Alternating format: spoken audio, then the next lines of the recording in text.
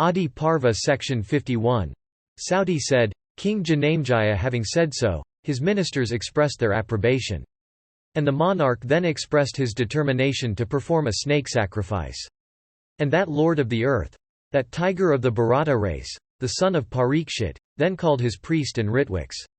And accomplished in speech, he spake unto them these words relating to the accomplishment of his great task. I must avenge myself on the wretch Takshaka who killed my father. Tell me what I must do. Do you know any act by which I may cast into the blazing fire the snake Takshaka with his relatives? I desire to burn that wretch even as he burnt, of yore, by the fire of his poison, my father. The chief priest answered, There is, O king, a great sacrifice for thee devised by the gods themselves. It is known as the snake sacrifice, and is read of in the Puranas. O king, thou alone canst accomplish it, and no one else. Men versed in the Puranas have told us, there is such a sacrifice. Sauti continued, thus addressed, the king, O excellent one, thought Takshaka to be already burnt and thrown into the blazing mouth of Agni, the eater of the sacrificial butter. The king then said unto those brahmanas versed in mantras, I shall make preparations for that sacrifice. Tell me the things that are necessary. And the king's Ritwiks, O excellent Brahmana, versed in the Vedas and acquainted with the rites of that sacrifice measured, according to the scriptures, the land for the sacrificial platform. And the platform was decked with valuable articles and with brahmanas. And it was full of precious things and paddy. And the Ritwika sat upon it at ease. And after the sacrificial platform had been thus constructed according to rule and as desired, they installed the king at the snake sacrifice for the attainment of its object. And before the commencement of the snake sacrifice that was to come, there occurred this very important incident foreboding obstruction to the sacrifice. For when the sacrificial platform was being constructed, a professional builder of great intelligence and well versed in the knowledge of laying foundations, a Sutta by caste, well acquainted with the Puranas, said, the soil upon which and the time at which the measurement for the sacrificial platform has been made, indicate that this sacrifice will not be completed, a Brahmana becoming the reason thereof. Hearing this, the king, before his installation, gave orders to his gatekeepers not to admit anybody without his knowledge.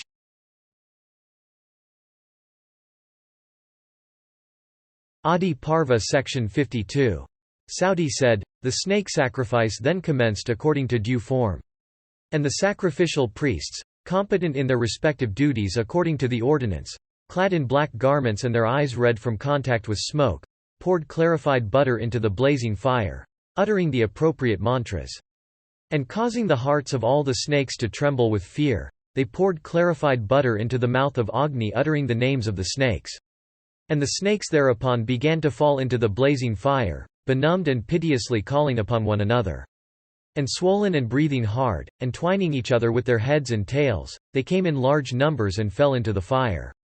The white, the black, the blue, the old and the young, all fell alike into the fire, uttering various cries. Those measuring a krosa, and those measuring a yojana, and those of the measure of a gokarna, fell continuously with great violence into that first of all fires. And hundreds and thousands and tens of thousands of snakes, deprived of all control over their limbs, perished on that occasion. And amongst those that perished, there were some that were like horses, other like trunks of elephants, and others of huge bodies and strength like maddened elephants of various colors and virulent poison, terrible and looking like maces furnished with iron spikes, of great strength, ever inclined to bite. The snakes, afflicted with their mother's curse, fell into the fire.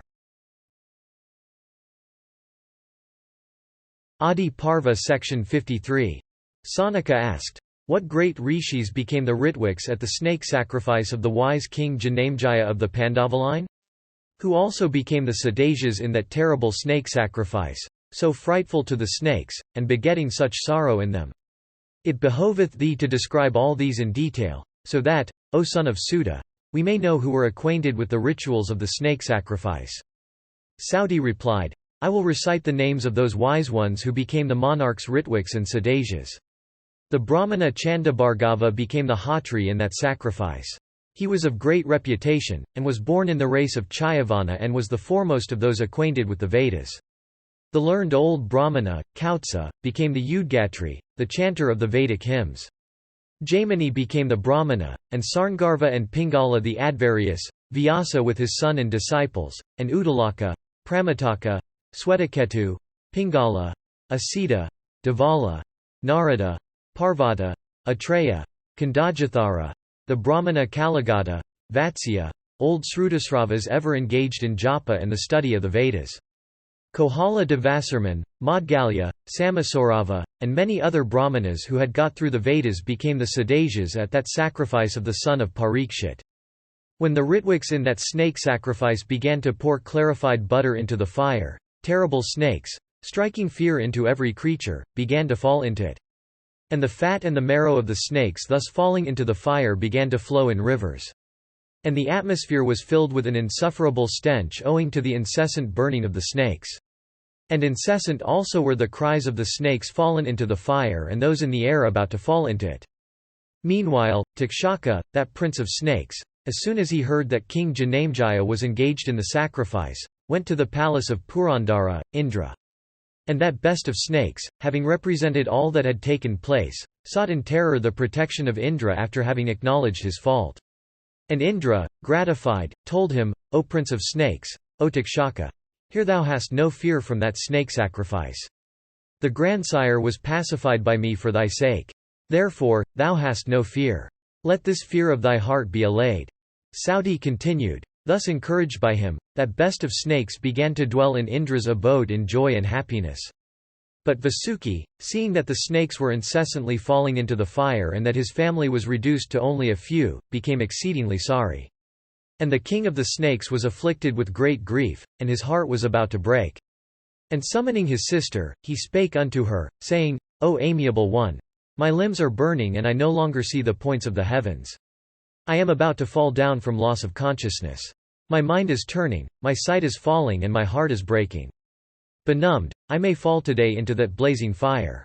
This sacrifice of the son of Parikshit is for the extermination of our race. It is evident I also shall have to go to the abode of the king of the dead. The time is come, O my sister, on account of which thou wert bestowed by me on Jaratkaru to protect us with our relatives. O best of the women of the snake race, Astika will put an end to the sacrifice that is going on. The grandsire told me this of old. Therefore, O child, solicit thy dear son who is fully conversant with the Vedas and regarded even by the old, for the protection of myself and also of those dependent on me.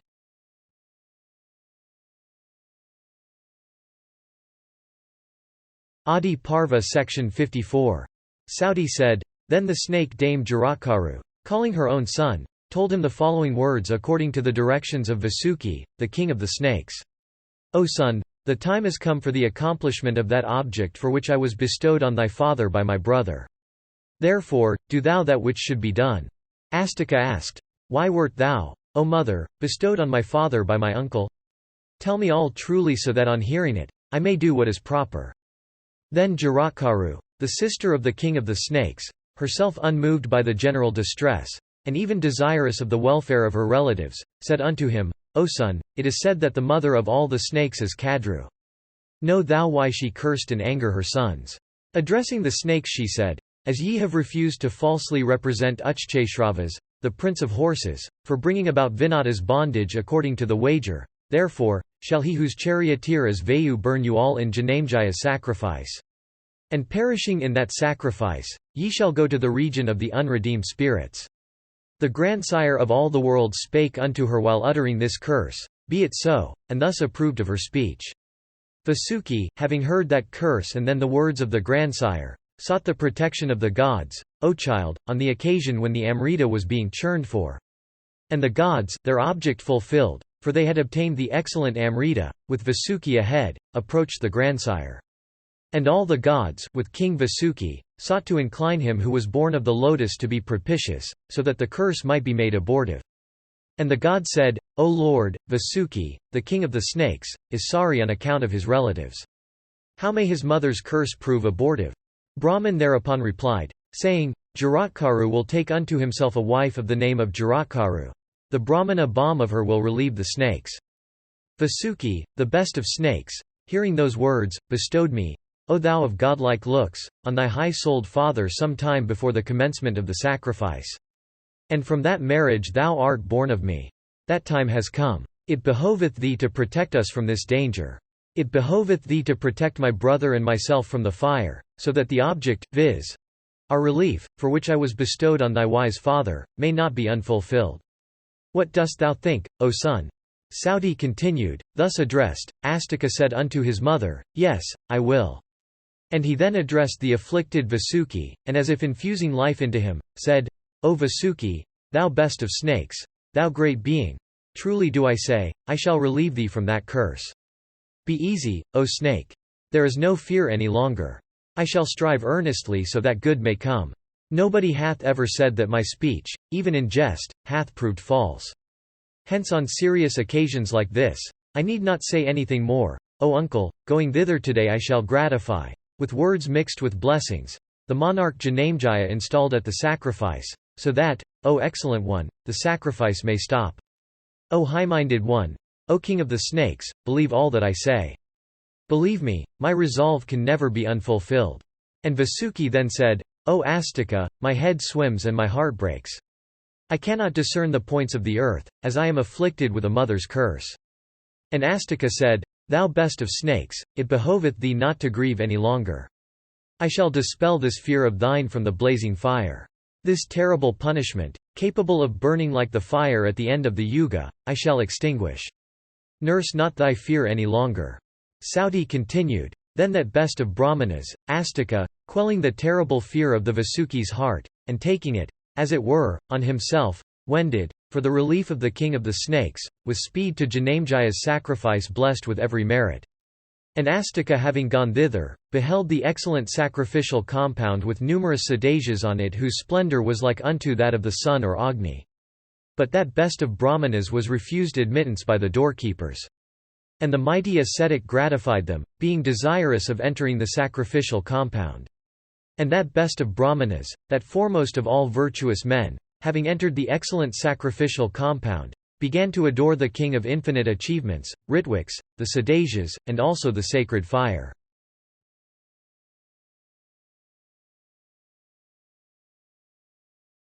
Adiparva Section 55. Astika said, Soma and Vanina and Prajapati performed sacrifices of old in Prayaga. But thy sacrifice, O foremost one of Bharata's race, O son of Parikshit, is not inferior to any of those. Let those dear unto us be blessed. Sakra performed 100 sacrifices. But this sacrifice of thine, O foremost one of Bharata's race, O son of Parikshit, is fully equal to 10,000 sacrifices of Sakra. Let those dear unto us be blessed. Like the sacrifice of Yama, of Harimeda, or of King Rantadeva, is the sacrifice of thine, O foremost one of Bharata's race, O son of Parikshit. Let those dear unto us be blessed. Like the sacrifice of Maya, of King Sasavindu, or of King Vaisravana, is this sacrifice of thine, O foremost one of Bharata's race, O son of Satyavati, in which he himself was the chief priest, is this sacrifice of Enriga, of Ajamita, of the son of Dasaratha, is this sacrifice of thine, O foremost one of Bharata's race, O son of Parikshit. Let those dear unto us be blessed. Like the sacrifice of King Yudhishthira, the son of a god and belonging to a Jamita race, heard of, even, in the heavens, is this sacrifice of thine. O foremost one of Bharata's race, O son of Parikshit, let those dear unto us be blessed. Like the sacrifice of Krishna, Dwaipayana, the son of Satyavati, in which he himself was the chief priest, is this sacrifice of thine, O foremost one of Bharata's race, O son of Parikshit, let those dear unto us be blessed. These, Ritwiks and Sadajas, that are here engaged in making thy sacrifice, like unto that of the slayer of Vritra, are of splendour equal to that of the sun. There now remains nothing for them to know, and gifts made to them become inexhaustible, in merit. It is my conviction that there is no Ritwik in all the worlds who is equal to thy Ritwik, Dwaipayana. His disciples, becoming Ritwiks, competent for their duties, travel over the earth. The high-souled bearer of libation, viz. Agni, called also Vibhavasu and Chitrabhanu, having gold for his vital seed and having his path, marked by black smoke, blazing up with flames inclined to the right, beareth these thy libations of clarified butter to the gods. In this world of men there is no other monarch equal to thee in the protection of subjects. I am ever well pleased with thy abstinence. Indeed, thou art either Varuna, or Yama, the god of justice. Like Sakra himself, thunderbolt in hand, thou art, in this world, the protector of all creatures. In this earth there is no man so great as thou and no monarch who is thy equal in sacrifice. Thou art like Katwanga, Nabaga, and Dilipa. In prowess thou art like Yayati and Mandatri. In splendor equal to the sun, and of excellent vows, thou art O monarch, like Bhishma. Like Valmiki thou art of energy concealed. Like Vasishtha thou hast controlled thy wrath. Like Indra is thy lordship. Thy splendor also shines like that of Narayana. Like Yama art thou conversant with the dispensation of justice. Thou art like Krishna adorned with every virtue. Thou art the home of the good fortune that belongs to the Vasus. Thou art also the refuge of the sacrifices. In strength thou art equal to Damvodbhava. Like Rama, the son of Jamadagni, thou art conversant with the scriptures and arms. In energy thou art equal to Arva and Trita. Thou inspirest terror by thy looks like Bhagiratha. Sauti said, Astika, having thus adored them, gratified them all, viz. The king, the Sadajas, the Ritwiks and the sacrificial fire. And King Janamejaya, beholding the signs and indications manifested all around, addressed them as follows. Adiparva section 56. Janamejaya said, though this one is but a boy, he speaks yet like a wise old man. He is not a boy but one wise and old. I desire to bestow on him a boon. Therefore, ye Brahmanas, give me the necessary permission. The Sadajas said, a Brahmana, though a boy, deserves the respect of kings. The learned ones do more so. This boy deserves every desire of his being fulfilled by thee, but not before Takshaka comes with speed. Sauti continued, the king, being inclined to grant the Brahmana a boon, said, ask thou a boon. The Khatri, however, being rather displeased, said, Takshaka hath not come as yet into this sacrifice. Janamejaya replied, exert ye to the best of your might, so that this sacrifice of mine may attain completion, and Takshaka also may soon come here. He is my enemy. The Ritwiks replied, as the scriptures declare unto us, and as the fire also saith, O monarch, it seems that Takshaka is now staying in the abode of Indra, afflicted with fear. Sauti continued, the illustrious Sutta named Loitaksha also, conversant with the Puranas, had said so before. Asked by the king on the present occasion, he again told the monarch, Sire, it is even so as the Brahmanas have said. Knowing the Puranas, I say, O monarch, that Indra hath granted him this boon, saying, dwell with me in concealment, and Agni shall not burn thee. Sauti continued, hearing this, the king installed in the sacrifice became very sorry and urged the Khatri to do his duty. And as the Khatri, with mantras, began to pour clarified butter into the fire, Indra himself appeared on the scene. And the illustrious one came in his car, adorned by all the gods standing around, followed by masses of clouds, celestial singers, and the several bevies of celestial dancing girls.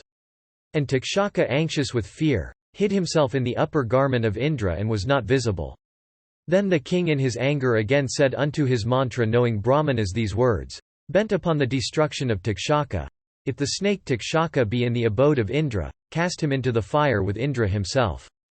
Sauti continued, urged thus by the king Janamejaya about Takshaka, the Khatri poured libations, naming that snake then staying there. And even as the libations were poured, Takshaka, with Purandara himself, anxious and afflicted, became visible in a moment in the skies. Then Purandara, seeing that sacrifice, became much alarmed, and quickly casting Takshaka off, went back to his own abode. After Indra had gone away, Takshaka, the prince of snakes, insensible with fear, was by virtue of the mantras, brought near enough the flames of the sacrificial fire. The Ritwiks then said, O king of kings, the sacrifice of thine is being performed duly. It behoveth thee, O Lord, to grant a boon now to this first of Brahmanas. Janamejaya then said, Thou immeasurable one of such handsome and childlike features, I desire to grant thee a worthy boon. Therefore, ask thou that which thou desirest in thy heart. I promise thee, that I will grant it even if it be ungrantable. The Ritwiks said, O monarch, behold, Takshaka is soon coming under thy control. His terrible cries and loud roar is being heard.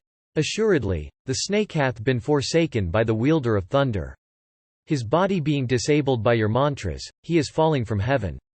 Even now, rolling in the skies, and deprived of consciousness, the prince of snakes cometh, breathing loudly. Sauti continued, while Takshaka, the prince of snakes, was about to fall into the sacrificial fire. During those few moments Astika spoke as follows: O Janamejaya, if thou wouldst grant me a boon, let this sacrifice of thine come to an end and let no more snakes fall into the fire. O Brahmana, the son of Parikshit, being thus addressed by Astika, became exceedingly sorry and replied unto Astika thus: O illustrious one, gold, silver, kine, whatever other possessions thou desirest I shall give unto thee. But let not my sacrifice come to an end. Astika thereupon replied, Gold, silver or kine, I do not ask of thee, O monarch. But let thy sacrifice be ended so that my maternal relations be relieved. Sauti continued, the son of Parikshit, being thus addressed by Astika, repeatedly said this unto that foremost of speakers: Best of the Brahmanas, ask some other boon. Oh, blessed be thou! But, O thou of Bhrigu's race, he did not beg any other boon.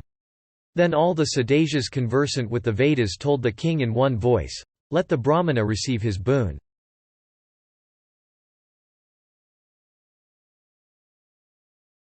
Adiparva Section 57. Sanaka said, O son of Asuta, I desire to hear the names of all those snakes that fell into the fire of this snake sacrifice.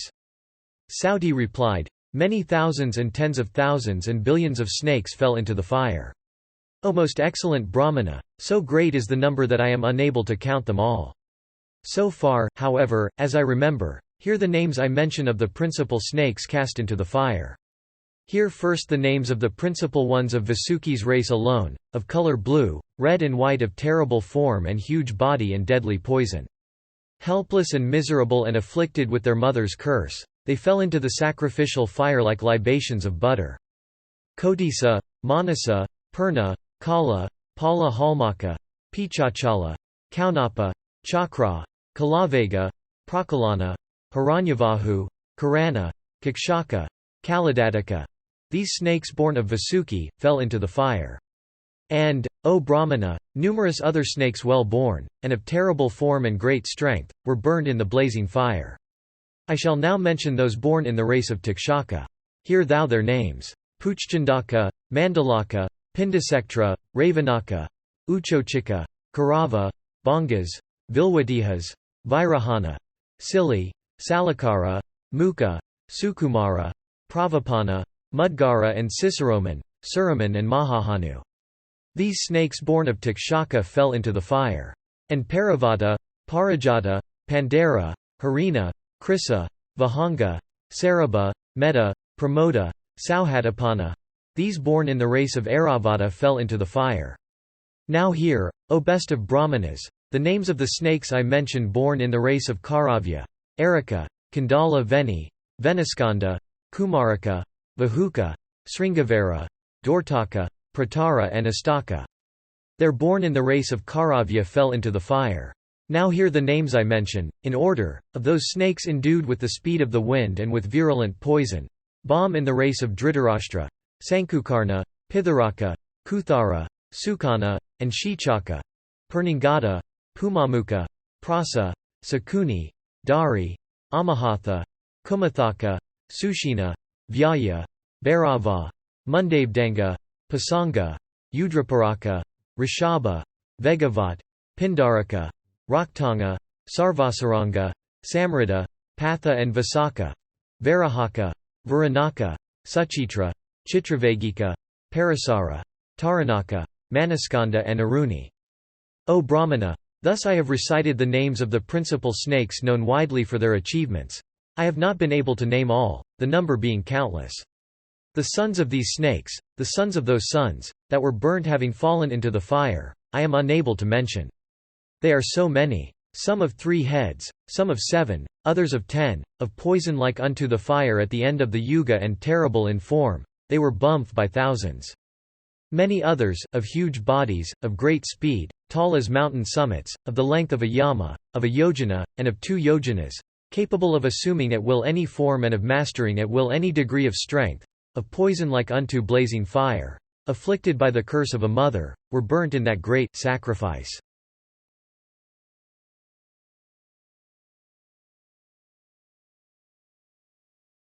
Adiparva Section 58. Sauti said, Listen now to another very wonderful incident in connection with Astika. When King Janamejaya was about to gratify Astika by granting the boon, the snake, Takshaka, thrown off Indra's hands, remained in mid-air without actually falling. King Janamejaya thereupon became curious, for Takshaka, afflicted with fear, did not at once fall into the fire although libations were poured in proper form into the blazing sacrificial Agni in his name. Sanaka said, "Was it, O Suta, that the mantras of those wise brahmanas were not potent, since Takshaka did not fall into the fire?" Saudi replied, "Unto the unconscious Takshaka, that best of snakes, after he had been cast off Indra's hands, Astika had thrice said, 'Stay, stay, stay.' And he succeeded in staying in the skies, with afflicted heart, like a person somehow staying between the welkin and the earth. The king then, on being repeatedly urged by his Sadajas, said, 'Let it be done as Astika hath said. Let the sacrifice be ended, let the snakes be safe, let this Astika also be gratified. O Suta, thy words also be true.' When the boon was granted to Astika, plaudits expressive of joy rang through the air. Thus the sacrifice of the son of Parikshit, that king of the Pandava race, came to an end. The king Janamejaya of the Bharata race was himself pleased, and on the Ritwiks with the Sadajas, and on all who had come there, the king, bestowed money by hundreds and thousands. And unto Suta Loitaksha, conversant with the rules of building and foundations, who had at the commencement said that a brahmana would be the cause of the interruption of the snake sacrifice, the king gave much wealth. The king, of uncommon kindness, also gave him various things, with food and wearing apparel, according to his desire, and became very much pleased. Then he concluded his sacrifice according to the prescribed rites, and after treating him with every respect, the king in joy sent home the wise Astika exceedingly gratified, for he had attained his object. And the king said unto him, "Thou must come again to become a Sadasya in my great horse sacrifice."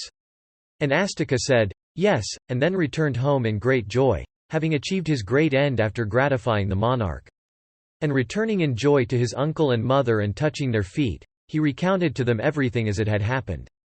Saudi continued, hearing all he had said, the snakes that had come thither became very much delighted, and their fears were allayed.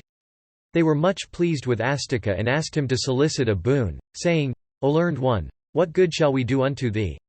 We have been very much gratified, having been all saved by thee. What shall we accomplish for thee, O child?" Astika said, "Let those brahmanas, and other men, who shall, in the morning or in the evening, cheerfully and with attention, read the sacred account of this my act, have no fear from any of you." And the snakes in joy thereupon said, "O nephew, in the nature of thy boon, let it be exactly as thou sayest. That which thou askest we all shall cheerfully do, O nephew. And those also that call to mind Astika, Artaman and Sunitha, in the day or in the night, shall have no fear of snakes. He again shall have no fear of snakes who will say, I call to mind the famous Astika born of Jaratkaru, that Astika who saved the snakes from the snake sacrifice. Therefore, ye snakes of great good fortune, it behoveth you not to bite me. But go ye away, blessed be ye, or go away thou snake of virulent poison. And remember the words of Astika after the snake sacrifice of Janamejaya. That snake who does not cease from biting after hearing such mention of Astika, shall have his hood divided 100-fold like the fruit of Sinsa tree." Saudi continued, that first of Brahmanas, thus addressed by the foremost of the chief snakes assembled together, was very much gratified. And the high-souled one then set his heart upon going away. And that best of Brahmanas, having saved the snakes from the snake sacrifice, ascended to heaven when his time came, leaving sons and grandsons behind him. Thus have I recited to thee this history of Astika exactly as it happened. Indeed, the recitation of this history dispelleth all fear of snakes. Saudi continued, O Brahmanas, O foremost one of Brigu's race, as thy ancestor Pramati had cheerfully narrated unto his inquiring son Ruru, and as I had heard it, thus have I recited this blessed history, from the beginning, of the learned Astika. And, O Brahmana, O oppressor of all enemies, having heard this holy history of Astika that increaseth virtue, and which thou hadst asked me about after hearing the story of the Dunduba, let thy ardent curiosity be satisfied. Adivansavattarana Parva.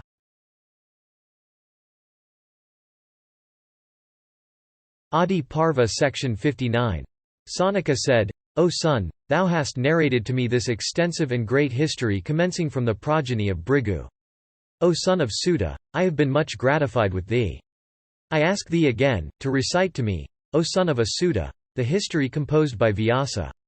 The varied and wonderful narrations that were recited amongst those illustrious Sadajas assembled at the sacrifice, in the intervals of their duties of that long extending ceremony, and the objects also of those narrations, I desire to hear from thee, O son of Asuta. Recite therefore, all those to me fully. Sauti said, the Brahmanas, in the intervals of the duties, spoke of many things founded upon the Vedas. But Vyasa recited the wonderful and great history called the Bharata. Sanaka said, that sacred history called the Mahabharata, spreading the fame of the Pandavas, which Krishna Dwaipayana, asked by Janamejaya, caused to be duly recited after the completion of the sacrifice. I desire to hear duly. That history hath been born of the ocean-like mind of the great rishi of soul purified by yoga.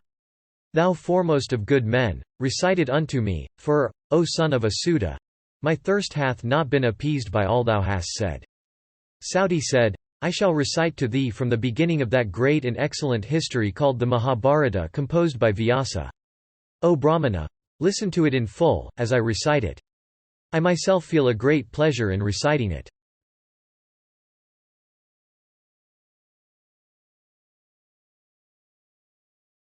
Adiparva Section 60. Sauti said, hearing that Janamejaya was installed in the snake sacrifice, the learned rishi Krishna Dwaipayana went thither on the occasion.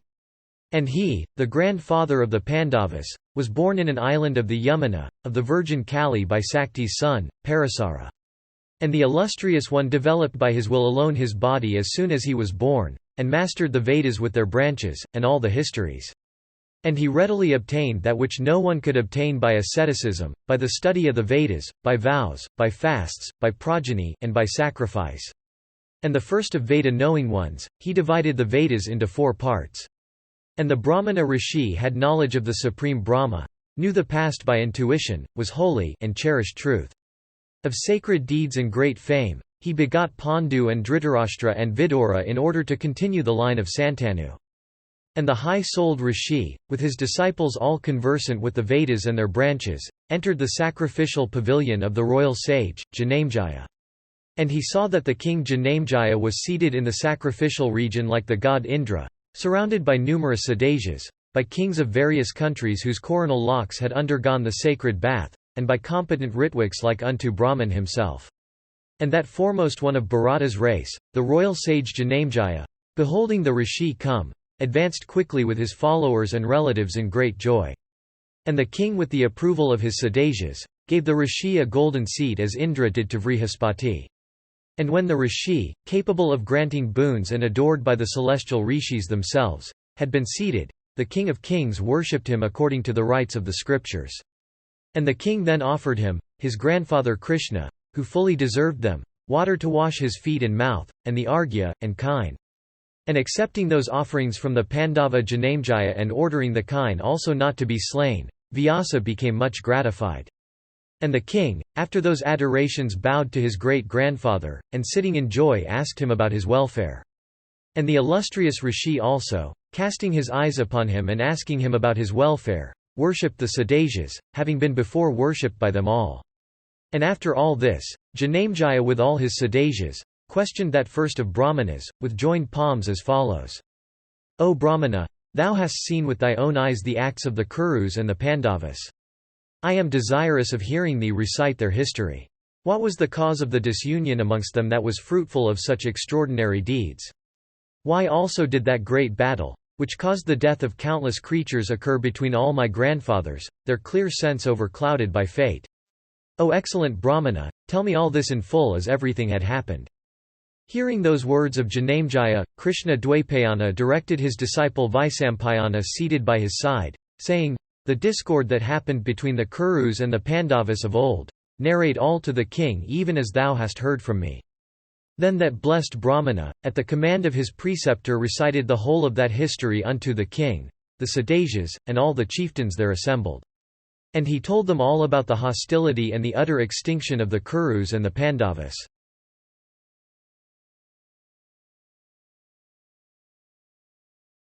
Adiparva section 61.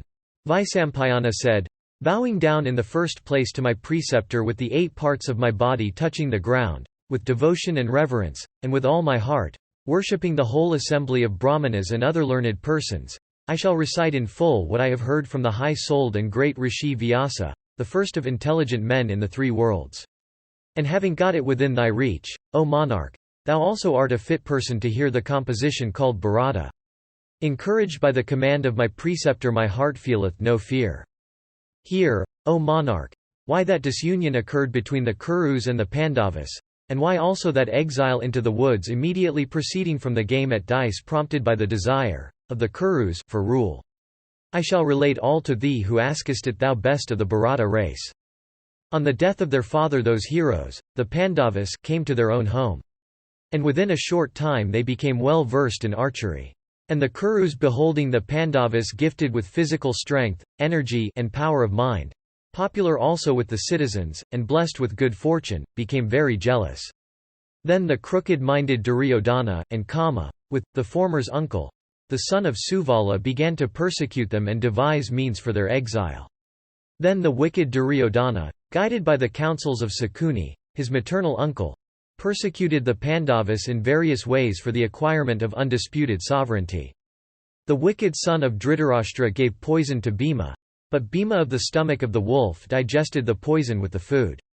Then the wretch again tied the sleeping Bhima on the margin of the Ganges and, casting him into the water, went away. But when Bhimasena of strong arms, the son of Kunti, woke, he tore the strings with which he had been tied and came up, his pains all gone. And while asleep and in the water black snakes of virulent poison bit him in every part of his body. But that slayer of foes did not still perish. And in all those persecutions of the Pandavas by their cousins, the Kums, the high-minded Vidura attentively engaged himself neutralizing those evil designs and rescuing the persecuted ones. And as Sakra from the heavens keeps in happiness the world of men, so did Vidura always keep the Pandavas from evil.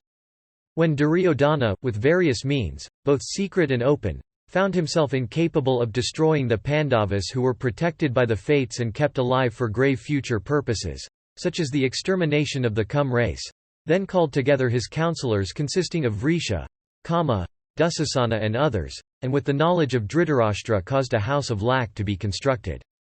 And King Dhritarashtra, from affection for his children, and prompted by the desire of sovereignty, sent the Pandavas tactfully into Varanavada.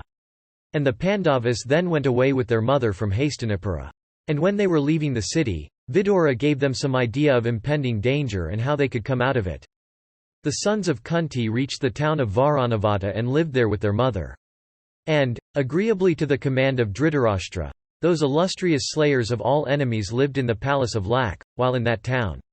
And they lived in that place for 1 year, protecting themselves from Purachana very wakefully.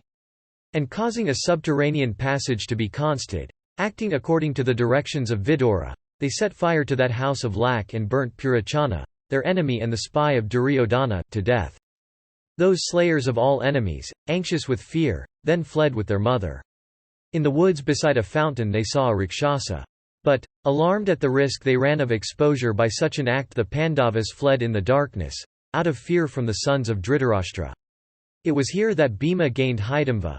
The sister of the Rakshasa he slew, for a wife, and it was of her that Gatotthakesha was born. Then the Pandavas, of rigid vows, and conversant with the Vedas, wended to a town of the name of Ekachakra and dwelt there in the guise of brahmacharans. And those bulls among men dwelt in that town in the house of a brahmana for some time, with temperance and abstinence.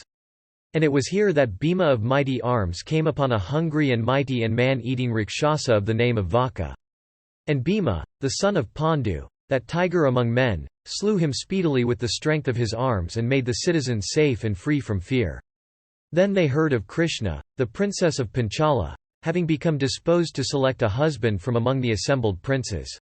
And, hearing of it, they went to Panchala, and there they obtained the maiden. And having obtained Draupadi, as their common wife, they then dwelt there for a year. And after they became known, those chastisers of all enemies went back to Hastinapura. And they were then told by King Dhritarashtra and the son of Santanu, Bhishma, as follows: In order, O dear ones, dissensions may not take place between you and your cousins, we have settled that Khandavaprastha should be your abode. Therefore, go ye, casting off all jealousy, to Khandavaprastha, which contains many towns served by many broad roads, for dwelling there." And accordingly the Pandavas went, with all their friends and followers, to Khandavaprastha, taking with them many jewels and precious stones. And the sons of Pritha dwelt there for many years. And they brought, by force of arms, many a prince under their subjection. And thus, setting their hearts on virtue and firmly adhering to truth, unruffled by affluence, calm in deportment, and putting down numerous evils, the Pandavas gradually rose to power. And Bhima of great reputation subjugated the east, the heroic Arjuna, the north, Nakula, the west, Sahadeva that slayer of all hostile heroes, the south. And this having been done, their domination was spread over the whole world. And with the 5 Pandavas, each like unto the sun, the earth looked as if she had 6 suns. Then, for some reason, Yudhishthira the just, gifted with great energy and prowess, sent his brother Arjuna, who was capable of drawing the bow with the left hand, dearer unto him than life itself, into the woods. And Arjuna, that tiger among men, of firm soul, and gifted with every virtue, lived in the woods for 11 years and months. And during this period, on a certain occasion, Arjuna went to Krishna in Dwaravati. And Vibhatsu, Arjuna, there obtained for a wife the lotus-eyed and sweet-speeched younger sister of Vasudeva, Subhadra by name.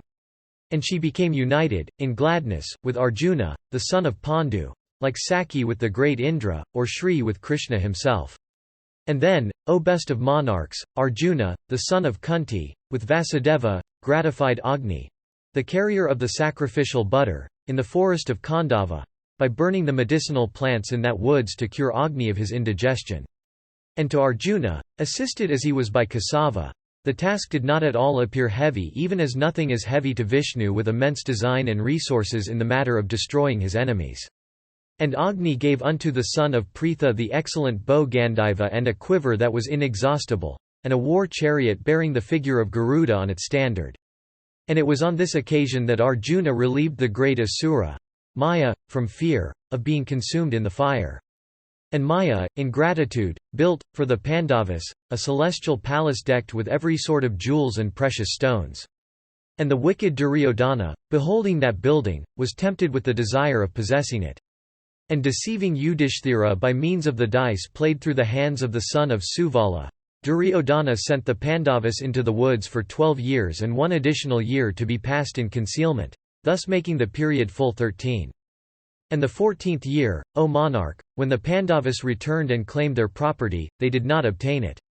And thereupon war was declared, and the Pandavas, after exterminating the whole race of Kshatriyas and slaying King Duryodhana, obtained back their devastated kingdom.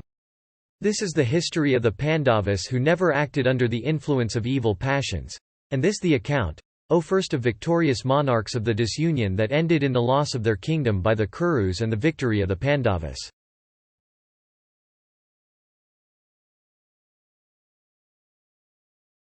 Adiparva Section 62. Janamejaya said, O excellent Brahmana, thou hast, indeed, told me, in brief, the history, called Mahabharata, of the great acts of the Kurus. But, O thou of ascetic wealth, recite now that wonderful narration fully. I feel a great curiosity to hear it. It behoveth thee to recite it, therefore, in full. I am not satisfied with hearing in a nutshell the great history. That could never have been a trifling cause for which the virtuous ones could slay those whom they should not have slain, and for which they are yet applauded by men. Why also did those tigers among men, innocent and capable of avenging themselves upon their enemies, calmly suffer the persecution of the wicked Kurus? Why also, O best of Brahmanas, did Bhima of mighty arms and of the strength of 10,000 elephants, control his anger, though wronged? Why also did the chaste Krishna, the daughter of Drupada, wronged by those wretches and able to burn them, not burn the sons of Dhritarashtra with her wrathful eyes? Why also did the 2 other sons of Pritha, Bhima and Arjuna, and the 2 sons of Madri, Nakula and Sahadeva, themselves injured by the wretched Kurus, follow Yudhishthira, who was greatly addicted to the evil habit of gambling? Why also did Yudhishthira, that foremost of all virtuous men, the son of Dharma himself, fully acquainted with all duties, suffer that excess of affliction? Why also did the Pandava Dhanajaya, having Krishna for his charioteer, who by his arrows sent to the other world that dauntless host of fighting men, suffer such persecution. O thou of ascetic wealth, speak to me of all these as they took place, and everything that those mighty charioteers achieved." Vaisampayana said, "O monarch, appoint thou a time for hearing it." This history told by Krishna Dwaipayana is very extensive. This is but the beginning. I shall recite it. I shall repeat the whole of the composition in full, of the illustrious and great Rishi Vyasa of immeasurable mental power, and worshipped in all the worlds. This Bharata consists of 100,000 sacred slokas composed by the son of Satyavati, of immeasurable mental power. He that reads it to others, and they that hear it read, attain to the world of Brahman and become equal to the very gods. This Bharata is equal unto the Vedas, is holy and excellent, is the worthiest of all to be listened to, and is a Purana worshipped by the rishis. It contains much useful instruction on artha and kama, profit and pleasure. This sacred history maketh the heart desire for salvation. Learned persons by reciting this Veda of Krishna Dwaipayana to those that are liberal, truthful and believing, earn much wealth. Sins, such as killing the embryo in the womb, are destroyed assuredly by this. A person, however cruel and sinful, by hearing this history, escapes from all his sins like the sun from Rahu, after the eclipse is over. This history is called Jaya. It should be heard by those desirous of victory. A king by hearing it may bring the whole world under subjection and conquer all his foes. This history in itself is a mighty act of propitiation, a mighty sacrifice productive of blessed fruit. It should always be heard by a young monarch with his queen, for then they beget a heroic son or a daughter to occupy a throne. This history is the high and sacred science of dharma, artha, and also of moksha. It hath been so said by Vyasa himself of mind that is immeasurable. This history is recited in the present age and will be recited in the future. They that hear it, read, have sons and servants always obedient to them and doing their behests. All sins that are committed by body, word, or mind, immediately leave them that hear this history. They who hear, without the spirit of fault-finding, the story of the birth of the Bharata princes, can have no fear of maladies, let alone the fear of the other world. For extending the fame of the high-souled Pandavas and of other Kshatriyas versed in all branches of knowledge, high-spirited, and already known in the world for their achievements, Krishna Dwaipayana, guided also by the desire of doing good to the world, hath composed this work. It is excellent, productive of fame, grants length of life, is sacred and heavenly. He who, from desire of acquiring religious merit, causeth this history to be heard by sacred brahmanas, acquireth great merit and virtue that is inexhaustible. He that reciteth the famous generation of the Kurus becometh immediately purified and acquireth a large family himself, and becometh respected in the world. That brahmana who regularly studies this sacred Bharata for the 4 months of the rainy season, is cleansed from all his sins. He that has read the Bharata may be regarded as one acquainted with the Vedas. This work presents an account of the gods and royal sages and sacred regenerate rishis, the sinless Kasava, the god of gods, Mahadeva and the goddess Parvati, the birth of Kartikeya who sprang from union of Parvati with Mahadeva and was reared by many mothers, the greatness of brahmanas and of kine. This Bharata is a collection of all the Srutis, and is fit to be heard by every virtuous person. That learned man who reciteth it to brahmanas during the sacred lunations, becometh cleansed of all sins, and, not caring for heaven as it were, attaineth to a union with Brahma. He that causeth even a single foot of this poem to be heard by brahmanas during the performance of a sraddha, maketh that sraddha inexhaustible, the Pitris becoming ever gratified with the articles once presented to them. The sins that are committed daily by our senses or the mind, those that are committed knowingly or unknowingly by any man, are all destroyed by hearing the Mahabharata. The history of the exalted birth of the Bharata princes is called the Mahabharata.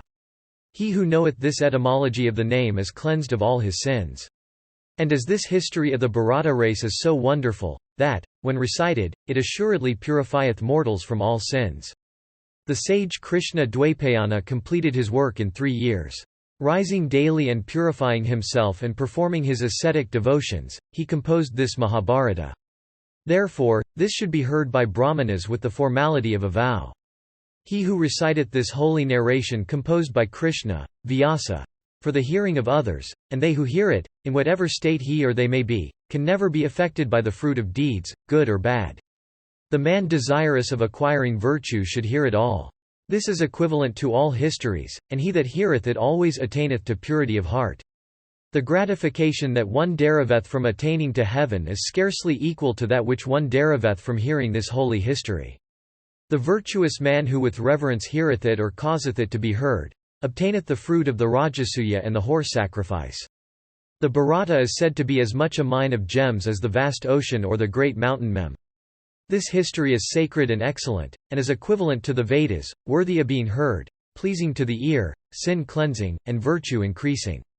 O monarch, he that giveth a copy of the Bharata to one that asketh for it doth indeed make a present of the whole earth with her belt of seas. O son of Parikshit, this pleasant narration that giveth virtue and victory I am about to recite in its entirety. Listen to it. The sage Krishna Dwaipayana, regularly rising for 3 years, composed this wonderful history called Mahabharata. O bull amongst the Bharata monarchs, whatever is spoken about virtue, wealth, pleasure, and salvation may be seen elsewhere, but whatever is not contained in this is not to be found anywhere.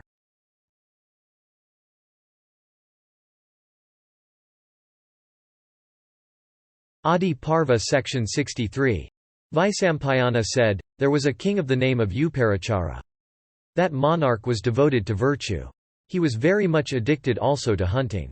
That king of the Paurava race, called also Vasu, conquered the excellent and delightful kingdom of Chedi under instructions from Indra. Some time after, the king gave up the use of arms and, dwelling in a secluded retreat, practiced the most severe austerities. The gods with Indra at their head once approached the monarch during this period, believing that he sought the headship of the gods, by those severe austerities of his. The celestials, becoming objects of his sight, by soft speeches succeeded in winning him away from his ascetic austerities. The god said, O Lord of the earth, thou shouldst take care so that virtue may not sustain a diminution on earth. Protected by thee, virtue itself will in return protect the universe. And Indra said, O king, protect virtue on earth attentively and rigidly. Being virtuous, thou shalt, for all time, behold, in after life, many sacred regions. And though I am of heaven, and thou art of earth, yet art thou my friend and dear to me. And, O king of men, dwell thou in that region on earth which is delightful, and aboundeth in animals, is sacred, full of wealth and corn, is well protected like heaven, which is of agreeable climate, graced with every object of enjoyment, and blessed with fertility. And, O monarch of Chedi, this thy dominion is full of riches, of gems and precious stones, and containeth, besides, much mineral wealth. The cities and towns of this region are all devoted to virtue. The people are honest and contented. They never lie even in jest. Sons never divide their wealth with their fathers and are ever mindful of the welfare of their parents. Lean cattle are never yoked to the plow or the cart or engaged in carrying merchandise. On the other hand, they are well fed and fattened. In Chedi the 4 orders are always engaged in their respective vocations. Let nothing be unknown to thee that happens in the 3 worlds. I shall give thee a crystal car such as the celestials alone are capable of carrying the car through mid-air. Thou alone, of all mortals on earth, riding on that best of cars, shall course through mid-air like a celestial endued with a physical frame. I shall also give thee a triumphal garland of unfading lotuses, with which in battle, thou shalt not be wounded by weapons. And, O king, this blessed and incomparable garland, widely known on earth as Indra's garland, shall be thy distinctive badge. The slayer of Vritra, Indra, also gave the king, for his gratification, a bamboo pole for protecting the honest and the peaceful. After the expiry of a year, the king planted it in the ground for the purpose of worshipping the giver thereof, viz. Sakra. From that time forth, O monarch, all kings, following Vasu's example, began to plant a pole for the celebration of Indra's worship. After erecting the pole they decked it with golden cloth and scents and garlands and various ornaments. And the god Vasava is worshipped in due form with such garlands and ornaments. And the god, for the gratification of the illustrious Vasu, assuming the form of a swan, came himself to accept the worship thus offered. And the god, beholding the auspicious worship thus made by Vasu, that first of monarchs, was delighted, and said unto him, Those men, and kings also, who will worship me and joyously observe this festival of mine like the king of Chedi, shall have glory and victory for their countries and kingdom. Their cities also shall expand and be ever in joy. King Vasu was thus blessed by the gratified Maghavat, the high-souled chief of the gods. Indeed, those men who cause this festivity of Sakra to be observed with gifts of land, of gems and precious stones, become the respected of the world. And King Vasu, the lord of Chetis, bestowing boons and performing great sacrifices and observing the festivity of Sakra, was much respected by Indra. And from Cheti he ruled the whole world virtuously. And for the gratification of Indra, Vasu, the lord of the Chetis, observed the festivity of Indra. And Vasu had 5 sons of great energy and immeasurable prowess. And the emperor installed his sons as governors of various provinces. And his son Vrahadratha was installed in Magadha and was known by the name of Mahabharata. Another son of his was Pratyagraha, and another, Kusamva, who was also called Manavahana. And the 2 others were Mavela, and Yadu, of great prowess and invincible in battle. These, O monarch, were the sons of that royal sage of mighty energy. And the 5 sons of Vasu planted kingdoms and towns after their own names and founded separate dynasties that lasted for long ages.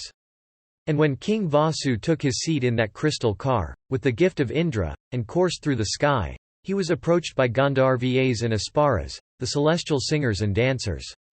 And as he coursed through the upper regions, he was called Uparachara. And by his capital flowed a river called Suktamati. And that river was once attacked by a life-endued mountain called Kolahala, maddened by lust. And Vasu, beholding the foul attempt, struck the mountain with his foot. And by the indentation caused by Vasu's stamp, the river came out, of the embraces of Kolahala. But the mountain begat on the river 2 children that were twins. And the river, grateful to Vasu for his having set her free from Kolahala's embraces, gave them both to Vasu. And the son was made the generalissimo to his forces by Vasu, that best of royal sages and giver of wealth and punisher of enemies. And the daughter called Garika, was wedded by Vasu.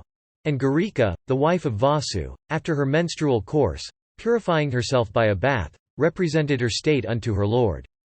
But that very day the Pitris of Vasu came unto that best of monarchs and foremost of wise men, and asked him to slay deer, for their sraddha. And the king, thinking that the command of the Pitris should not be disobeyed, went a-hunting, thinking of Garika alone, who was gifted with great beauty and like unto another Shri herself. And the season being the spring, the woods within which the king was roaming, had become delightful like unto the gardens of the king of the Gandharvas himself. There were Asokas and Champakas and Chutas and Atimuktas in abundance. And there were Punagas and Karnakaras and Vaculas and Divya Patalas and Patalas and Narakelas and Chandanas and Arjunas and similar other beautiful and sacred trees resplendent with fragrant flowers and sweet fruits. And the whole forest was maddened by the sweet notes of the kokila and echoed with the hum of maddened bees. And the king became possessed with desire, and he saw not his wife before him. Maddened by desire he was roaming hither and thither, when he saw a beautiful asoka decked with dense foliage, its branches covered with flowers. And the king sat at his ease in the shade of that tree. And excited by the fragrance of the season and the charming odors of the flowers around, and excited also by the delicious breeze, the king could not keep his mind away from the thought of the beautiful Garika. And beholding that a swift hawk was resting very near to him, the king, acquainted with the subtle truths of Dharma and Artha, went unto him and said, Amiable one, carry thou this seed, semen, for my wife Garika and give it unto her. Her season hath arrived. The hawk, swift of speed, took it from the king and rapidly coursed through the air. While thus passing, the hawk was seen by another of his species. Thinking that the first one was carrying meat, the second one flew at him. The 2 fought with each other in the sky with their beaks. While they were fighting, the seed fell into the waters of the Yamuna. And in those waters dwelt an Aspara of the higher rank, known by the name of Adrika, transformed by a Brahmana's curse into a fish. As soon as Vasu's seed fell into the water from the claws of the hawk, Adrika rapidly approached and swallowed it at once. That fish was, some time after, caught by the fishermen. And it was the 10th month of the fish's having swallowed the seed. From the stomach of that fish came out a male and a female child of human form. The fishermen wondered much, and wending unto King Uparachara, for they were his subjects, told him all. They said, O king, these 2 beings of human shape have been found in the body of a fish. The male child amongst the 2 was taken by Uparachara. That child afterwards became the virtuous and truthful monarch Matsya. After the birth of the twins, the Aspara herself became freed from her curse. For she had been told before by the illustrious one, who had cursed her, that she would while living in her piscatorial form, give birth to 2 children of human shape and then would be freed from the curse. Then, according to these words, having given birth to the 2 children, and been killed by the fisherman, she left her fish form and assumed her own celestial shape. The Aspara then rose up on the path trodden by the Siddhas, the Rishis and the Sharanas. The fish-smelling daughter of the Aspara in her piscatorial form was then given by the king unto the fisherman, saying, "Let this one be thy daughter." That girl was known by the name of Satyavati. And gifted with great beauty and possessed of every virtue, she of agreeable smiles, owing to contact with fishermen, was for some time of the fishy smell. Wishing to serve her father she plied a boat on the waters of the Yamuna. While engaged in this vocation, Satyavati was seen one day by the great rishi Parasara, in course of his wanderings. As she was gifted with great beauty, an object of desire even with an anchorite, and of graceful smiles, the wise sage, as soon as he beheld her, desired to have her. And that bull amongst munis addressed the daughter of Vasu of celestial beauty and tapering thighs, saying, "Accept my embraces, O blessed one." Satyavati replied, "O holy one, behold the rishis standing on either bank of the river. Seen by them, how can I grant thy wish?" Thus addressed by her, the ascetic thereupon created a fog, which existed not before and, which enveloped the whole region in darkness. And the maiden, beholding the fog that was created by the great rishi wondered much. And the helpless one became suffused with the blushes of bashfulness. And she said, "O Holy One, note that I am a maiden under the control of my father. O Sinless One, by accepting your embraces my virginity will be sullied. O best of Brahmanas, my virginity being sullied, how shall I, O Rishi, be able to return home? Indeed, I shall not then be able to bear life. Reflecting upon all this, O illustrious one, do that which should be done." That best of rishis, gratified with all she said, replied, "Thou shalt remain a virgin even if thou grantest my wish. And, O timid one, O beauteous lady, solicit the boon that thou desirest. O thou of fair smiles, my grace hath never before proved fruitless." Thus addressed, the maiden asked for the boon that her body might emit a sweet scent, instead of the fish odor that it had. And the illustrious rishi thereupon granted that wish of her heart. Having obtained her boon, she became highly pleased, and her season immediately came. And she accepted the embraces of that rishi of wonderful deeds. And she thenceforth became known among men by the name of Gandhavati, the sweet-scented one. And men could perceive her scent from the distance of a yojana. And for this she was known by another name which was Yohanagandha, one who scatters her scent for a yojana all around. And the illustrious Parasara, after this, went to his own asylum. And Satyavati, gratified with having obtained the excellent boon in consequence of which she became sweet-scented and her virginity remained unsullied, conceived through Parasara's embraces. And she brought forth the very day, on an island in the Yamuna, the child begot upon her by Parasara and gifted with great energy. And the child, with the permission of his mother, set his mind on asceticism. And he went away saying, "As soon as thou rememberest me when occasion comes, I shall appear unto thee." And it was thus that Vyasa was born of Satyavati through Parasara. And because he was born in an island, he was called Dwaipayana, Dwaipa or island-born. And the learned Dwaipayana, beholding that virtue is destined to become lame by one leg each yuga, she having 4 legs in all, and that the period of life and the strength of men followed the yugas, and moved by the desire of obtaining the favour of Brahman and the Brahmanas, arranged the Vedas. And for this he came to be called Vyasa, the arranger or compiler. The boon-giving Great One then taught Sumanta, Jaimini, Pala, his son Suka, and Vaisampayana, the Vedas having the Mahabharata for their 5th. And the compilation of the Bharata was published by him through them separately. Then Bhishma, of great energy and fame and of immeasurable splendor, and sprung from the component parts of the Vasus, was bomb in the womb of Ganga through King Santanu. And there was a rishi of the name of Anamandavya of great fame. And he was conversant with the interpretations of the Vedas, was illustrious, gifted with great energy, and of great reputation. And, accused of theft, though innocent, the old rishi was impaled. He thereupon summoned Dharma and told him these words, "In my childhood I had pierced a little fly on a blade of grass, O Dharma. I recollect that one sin, but I cannot call to mind any other. I have, however, since practiced penances 1,000-fold. Hath not that one sin been conquered by this my asceticism? And because the killing of a Brahmana is more heinous than that of any other living thing, therefore, hast thou, O Dharma, been sinful. Thou shalt, therefore, be born on earth in the Sudra order. And for that curse Dharma was born a Sudra in the form of the learned Vidura of pure body who was perfectly sinless. And the Sutta was born of Kunti in her maidenhood through Surya. And he came out of his mother's womb with a natural coat of mail and face brightened by earrings. And Vishnu himself, of worldwide fame, and worshipped of all the worlds, was born of Devaki through Vasudeva, for the benefit of the three worlds. He is without birth and death, of radiant splendor, the creator of the universe and the Lord of all.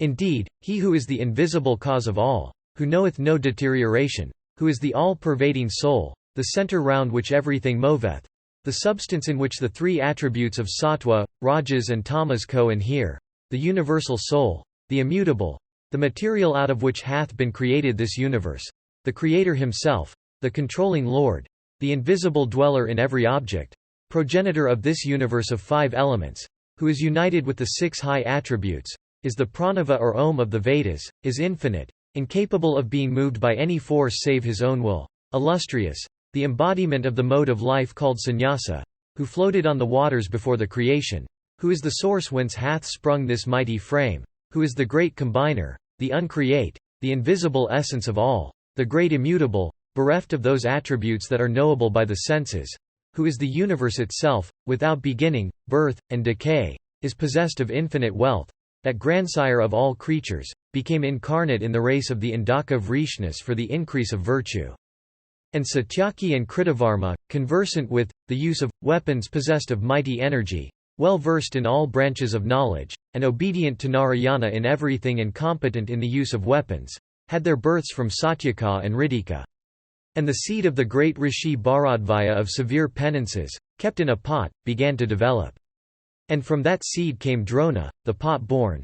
And from the seed of Gautama, fallen upon a clump of reeds, were born two that were twins, the mother of Aswathaman, called Kripi, and Kripa of great strength. Then was born Drishtadhyumna, of the splendor of Agni himself, from the sacrificial fire. And the mighty hero was born with bow in hand for the destruction of Drona. And from the sacrificial altar was born Krishna, Draupadi, resplendent and handsome, of bright features and excellent beauty. Then was born the disciple of Prahlada, viz. Nagnajit, and also Suvala. And from Suvala was born a son, Sakuni, who from the curse of the gods became the slayer of creatures and the foe of virtue. And unto him was also born a daughter, Gandhari, the mother of Duryodhana. And both were well versed in the arts of acquiring worldly profits. And from Krishna was born, in the soil of Vichitravirya, Dhritarashtra, the lord of men, and Pandu of great strength. And from Dwaipayana also born, in the Sudra caste, the wise and intelligent Vidura, conversant with both religion and profit, and free from all sins. And unto Pandu by his two wives were born 5 sons like the celestials. The eldest of them was Yudhishthira. And Yudhishthira was born, of the seed, of Dharma, Yama, the god of justice, and Bhima of the wolf's stomach was born of Marut, the god of wind, and Dhanajaya, blessed with good fortune and the first of all wielders of weapons, was born of Indra. And Nakula and Sahadeva, of handsome features and ever engaged in the service of their superiors, were born of the twin as winds. And unto the wise Dhritarashtra were born 100 sons, viz. Duryodhana and others, and another, named Yuyutsu, who was born of a Vaisya woman. And amongst those 101, 11, viz. Dusasana, Duzaya, Dharmarshana, Vikarna, Chitrasena, Vivanzati, Jaya, Satyavrata, Puramitra, and Yuyutsu by a Vaisya wife, were all Maharathas, great car warriors. And Abhimanyu was born of Subhadra, the sister of Vasudeva through Arjuna, and was, therefore, the grandson of the illustrious Pandu. And unto the 5 Pandavas were born 5 sons by, their common wife, Panchali. And these princes were all very handsome and conversant with all branches of knowledge. From Yudhishthira was born Priti Vindhya, from Vrikodara, Sudasoma, from Arjuna, Srutakirti, from Nakula, Satanika, and from Sahadeva, Esemtasena of great prowess, and Bhima, in the forest begot on Hidamva a son named Gatotthakesha. And from Drupada was born a daughter Sikandhan who was afterwards transformed into a male child. Sikandini was so transformed into a male by Yaksha named Sainthuna from the desire of doing her good. In that great battle of the Kurus came hundreds of thousands of monarchs for fighting against one another. The names of the innumerable host I am unable to recount even in 10,000 years. I have named, however, the principal ones who have been mentioned in this history. Adiparva section 64. Janamejaya said, O Brahmana, those thou hast named and those thou hast not named, I wish to hear of them in detail, as also of other kings by thousands. And, O thou of great good fortune, it behoveth thee to tell me in full the object for which those Maharathas, equal unto the celestials themselves, were born on earth. Vaisampayana said, It hath been heard by us, O monarch, that what thou askest is a mystery even to the gods. I shall, however, speak of it unto thee, after bowing down, to the self-bomb. The son of Jamadagni, Parasurama, after 21 times making the earth bereft of Kshatriyas wended to that best of mountains Mahendra and there began his ascetic penances. And at that time when the earth was bereft of Kshatriyas, the Kshatriya ladies, desirous of offspring, used to come, O monarch, to the Brahmanas, and Brahmanas of rigid vows had connection with them during the womanly season alone, but never, O king, lustfully and out of season. And Kshatriya ladies by thousands conceived from such connection with Brahmanas. Then, O monarch, were born many Kshatriyas of greater energy, boys and girls, so that the Kshatriya race might thrive. And thus sprang the Kshatriya race from Kshatriya ladies by Brahmanas of ascetic penances. And the new generation, blessed with long life, began to thrive in virtue. And thus were the four orders having Brahmanas at their head re-established. And every man at that time went in unto his wife during her season and never from lust and out of season. And, O bull of the Bharata race, in the same way, other creatures also, even those born in the race of birds went in unto their wives during the season alone. And, O protector of the earth, hundreds of thousands of creatures were born, and all were virtuous and began to multiply in virtue, all being free from sorrow and disease. And, O thou of the elephant's tread, this wide earth having the ocean for her boundaries, with her mountains and woods and towns, was once more governed by the Kshatriyas. And when the earth began to be again governed virtuously by the Kshatriyas, the other orders having Brahmanas for their first were filled with great joy. And the kings giving up all vices born of lust and anger and justly awarding punishments to those that deserved them protected the earth. And he of 100 sacrifices, possessed also of 1,000 eyes, beholding that the Kshatriya monarchs ruled so virtuously, poured down vivifying showers at proper times and places and blessed all creatures. Then, O king, no one of immature years died, and none knew a woman before attaining to age. And thus, O bull of the Bharata race, the earth, to the very coasts of the ocean, became filled with men that were all long-lived. The Kshatriyas performed great sacrifices bestowing much wealth. And the Brahmanas also all studied the Vedas with their branches and the Upanishads.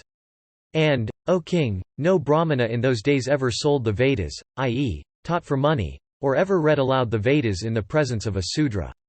The Vaisyas, with the help of bullocks, caused the earth to be tilled. And they never yoked the cattle themselves. And they fed with care all cattle that were lean. And men never milked kine as long as the calves drank only the milk of their dams, without having taken to grass or any other food. And no merchant in those days ever sold his articles by false scales. And, O tiger among men, all persons, holding to the ways of virtue, did everything with eyes set upon virtue.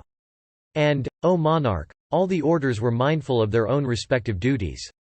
Thus, O tiger among men, virtue in those days never sustained any diminution. And, O bull of the Bharata race, both kine and women gave birth to their offspring at the proper time. And trees bore flowers and fruit duly according to the seasons. And thus, O king, the Krita age having then duly set in, the whole earth was filled with numerous creatures.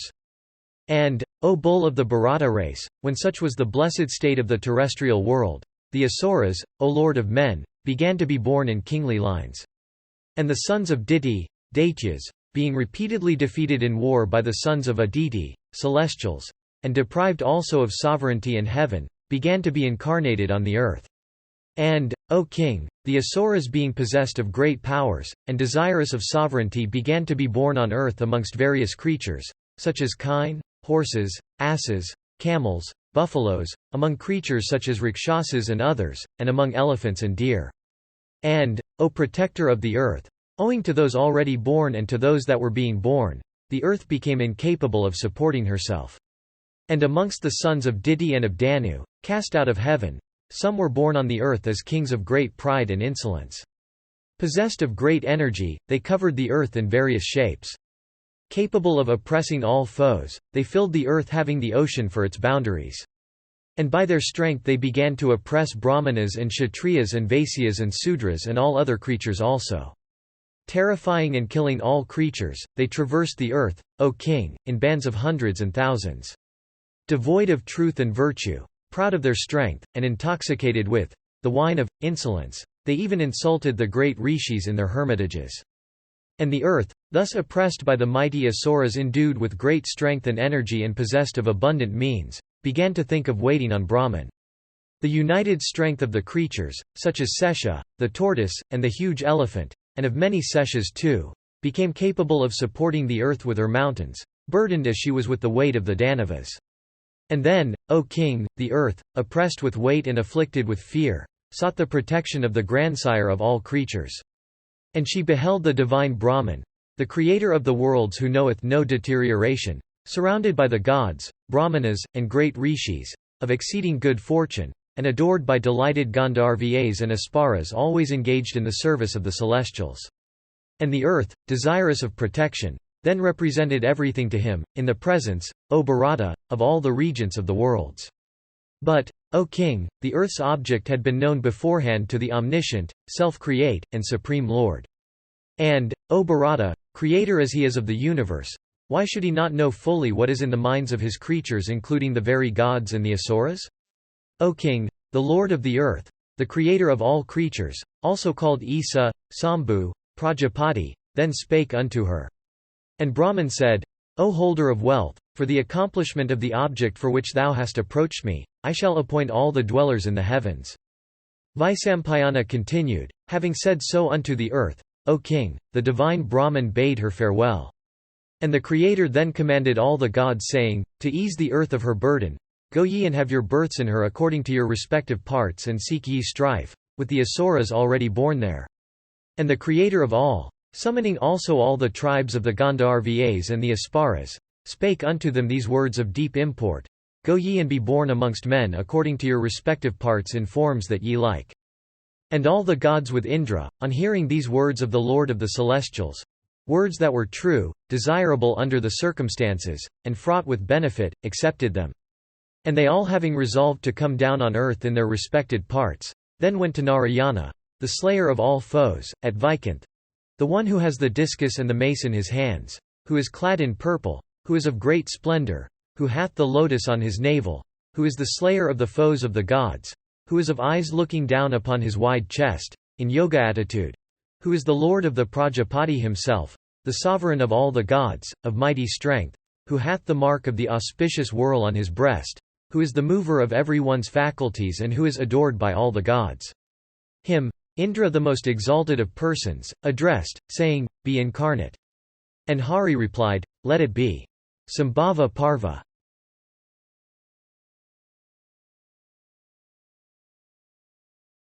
Adiparva Section 65. Vaisampayana said, then Indra had a consultation with Narayana about the latter's descent on the earth from heaven with all the gods according to their respective parts. And, having commanded all the dwellers in heaven, Indra returned from the abode of Narayana. And the dwellers in heaven gradually became incarnate on earth for the destruction of the asuras and for the welfare of the three worlds. And then, O tiger among kings, the celestials had their births, according as they pleased, in the races of Brahmarshis and royal sages. And they slew the Danavas, Rakshasas, Gandharvas and snakes, other man-eaters, and many other creatures. And, O bull in the Bharata race, the Danavas, Rakshasas and Gandharvas and snakes, could not slay the incarnate celestials even in their infancy, so strong they were. Janamejaya said, I desire to hear from the beginning of the births of the gods, the Danavas, the Gandharvas, the Asparas, men, Yakshas and Rakshasas. Therefore, it behoveth thee to tell me about the births of all creatures. Vaisampayana said, indeed, I shall, having bowed down to the self-create, tell thee in detail the origin of the celestials and other creatures. It is known that Brahman hath 6 spiritual sons, viz. Marichi, Atri, Angiras, Palastia, Palaha and Kratu. And Marichi's son is Kasyapa, and from Kasyapa have sprung these creatures. Unto Daksha, one of the Prajapatis, were born 13 daughters of great good fortune. The daughters of Daksha are, O tiger among men and prince of the Bharata race, Aditi, Diti, Danu, Kala, Danayu, Sinhika, Kroda, Prada, Viswa, Vinata, Kapila, Muni, and Kadru. The sons and grandsons of these, gifted with great energy, are countless. From Aditi have Spmng the 12 Adityas who are the lords of the universe. And, O Bharata, as they are according to their names, I shall recount them to thee. They are Datri, Mitra, Aryaman, Sakra, Varuna, Ansa, Vega, Vivaswat, Usha, Savitri, Tvashtri, and Vishnu. The youngest, however, is superior to them all in merit. Diti had one son called Hiranyakasipu. And the illustrious Hiranyakasipu had 5 sons, all famous throughout the world. The eldest of them all was Prahlada. The next was Sarada. The third was Anuharada. And after him were Sivi and Vashkala. And, O Bharata, it is known everywhere that Prahlada had 3 sons. They were Vairachana, Kumbha, and Nakumba. And unto Vairachana was born a son, Vali, of great prowess. And the son of Vali is known to be the great Asura, Vana. And blessed with good fortune, Vana was a follower of Rudra, and was known also by the name of Mahakala. And Danu had 40 sons, O Bharata. The eldest of them all was Viprachiti of great fame Samvara, and Namuchi and Paloman, Asaloman, and Kesi and Durjaya, Ayasiras, Aswasiras, and the powerful Aswasinku. Also Gaganamardan, and Vegavat, and he called Katumat, Swarbanu, Aswa, Aswapati, Vrishaparvan, and then Ajaka, and Aswagriva, and Sukshama, and Tuhunda of great strength, Ekapada, and Ekachakra, Virapaksha, Mahodara, and Nishandra, and Nakumba, Kupada, and then Kapada, Sarabha, and Sulabha, Surya, and then Chandramas. These in the race of Danu are stated to be well known. The Surya and Chandramas, the sun and the moon, of the celestials are other persons, and not the sons of Danu as mentioned above. The following 10, gifted with great strength and vigor, were also, O king, born in the race of Danu. Akaksha, Amritapa of heroic courage, Pralamva and Naraka, Vatrapi, Satrutapana, and Satha, the great Asura, Gavishtha, and Vanayu, and the Danava called Durgajiva. And, O Bharata, the sons and the grandsons of these were known to be countless. And Sinhika gave birth to Rahu, the persecutor of the sun and the moon, and to 3 others, Sakandra, Chandrahantri, and Chandrapramardana. And the countless progeny of Krura, Kroda, were as crooked and wicked as herself. And the tribe was wrathful, of crooked deeds, and persecutors of their foes. And Danayu also had 4 sons who were bulls among the Asuras.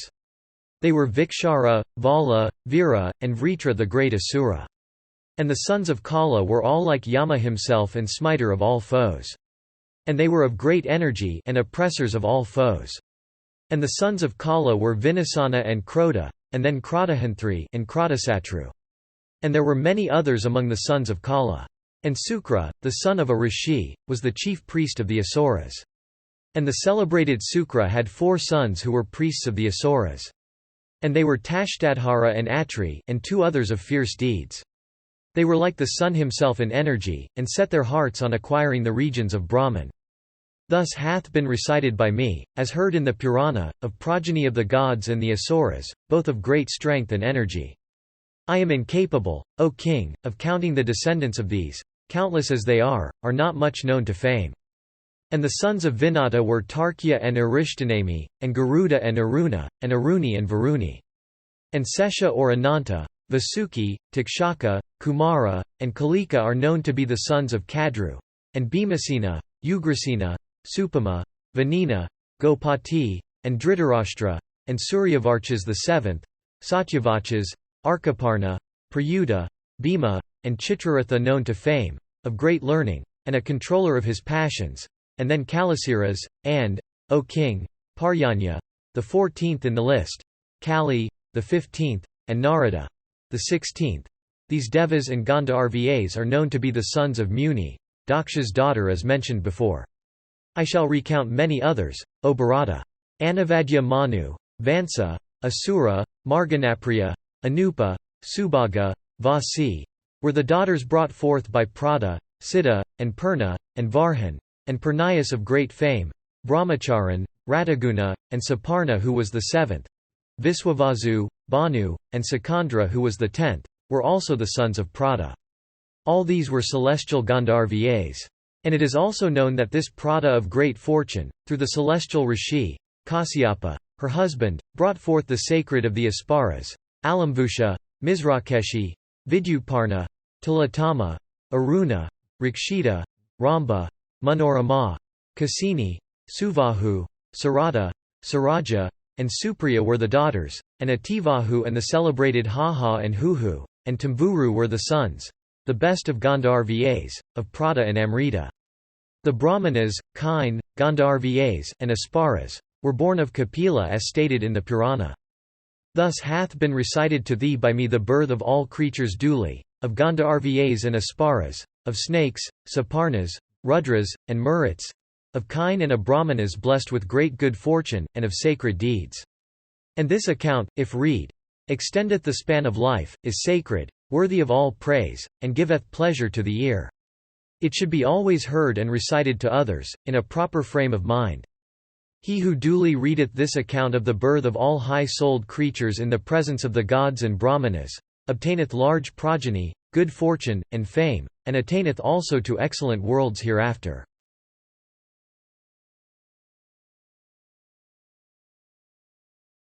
Adiparva Section 66. Vaisampayana said, "It is known that the spiritual sons of Brahman were the 6 great rishis, already mentioned. There was another of the name of Stanu. And the sons of Stanu, gifted with great energy, were, it is known, 11. They were Marigavayuda, Sarpa, Niriti of great fame, Ajakapat, Avradna, and Pinaki, the oppressor of foes, Dahana and Iswara, and Kapali of great splendor, and Stanu and the illustrious Bharga. These are called the 11 Rudras. It hath been already said, that Marichi, Angiras, Atri, Palastia, Palaha, and Kratu, these 6 great rishis of great energy, are the sons of Brahman. It is well known in the world that Angiras's sons are 3, Vrihaspati, Utathya, and Samvarta, all of rigid vows. And, O king, it is said that the sons of Atri are numerous. And, being great rishis, they are all conversant with the Vedas, crowned with ascetic success, and of souls in perfect peace. And, O tiger among kings, the sons of Palastia of great wisdom are Rakshasas, monkeys, Kanaras, half men and half horses, and Yakshas. And, O king, the son of Palaha were, it is said, the Salabas, the winged insects, the lions, the Kimpurushas, half lions and half men, the tigers, bears, and wolves. And the sons of Kratu, sacred as sacrifices, are the companions of Surya, the Valakilias, known in 3 worlds and devoted to truth and vows. And, O protector of the earth, the illustrious Rishi Daksha, of soul in complete peace, and of great asceticism, sprung from the right toe of Brahman. And from the left toe of Brahman sprang the wife of the high-souled Daksha. And the Muni begat upon her 50 daughters. And all those daughters were of faultless features and limbs and of eyes like lotus petals.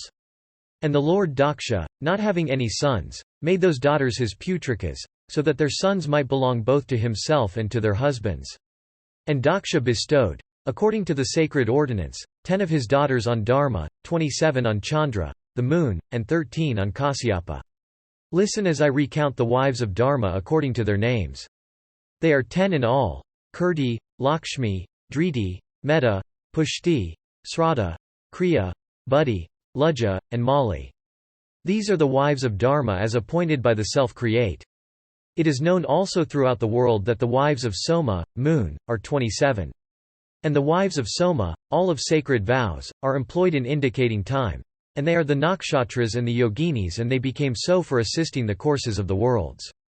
And Brahman had another son named Manu. And Manu had a son of the name of Prajapati. And the sons of Prajapati were 8 and were called Vasus, whom I shall name in detail. They were Dara, Dhruva, Soma, Aha, Anila, Anala, Pratyusha, and Prabhasa. These 8 are known as the Vasus. Of these, Dara and the truth-knowing Dhruva were born of Dhumra. Chandramas, Soma, and Swasana, Anila, were born of the intelligent Swasa. Aha was the son of Radha. And Hutasana, Anala, of Sandilya. And Pratyusha and Prabhasa were the sons of Prabhata. And Dara had 2 sons, Dravina and Huda Havya Vaha. And the son of Dhruva is the illustrious Kala, time, the destroyer of the worlds. And Soma's son is the resplendent Varchas. And Varchas begot upon his wife Manohara 3 sons, Sasira and Ramana. And the son of Aha were Jyoti, Sama, Santa, and also Muni. And the son of Agni is the handsome Kumara born in a forest of reeds. And he is also called Kartikeya because he was reared by Kritika and others. And, after Kartikeya, there were Bam his 3 brothers Saka, Visaka, Nagamaya. And the wife of Anila is Shiva, and Siva's son were Manahava and Avijnatagati. These 2 were the sons of Anila. The son of Pratyusha, you must know, is the rishi named Devala. And Devala had 2 sons who were both exceedingly forgiving and of great mental power.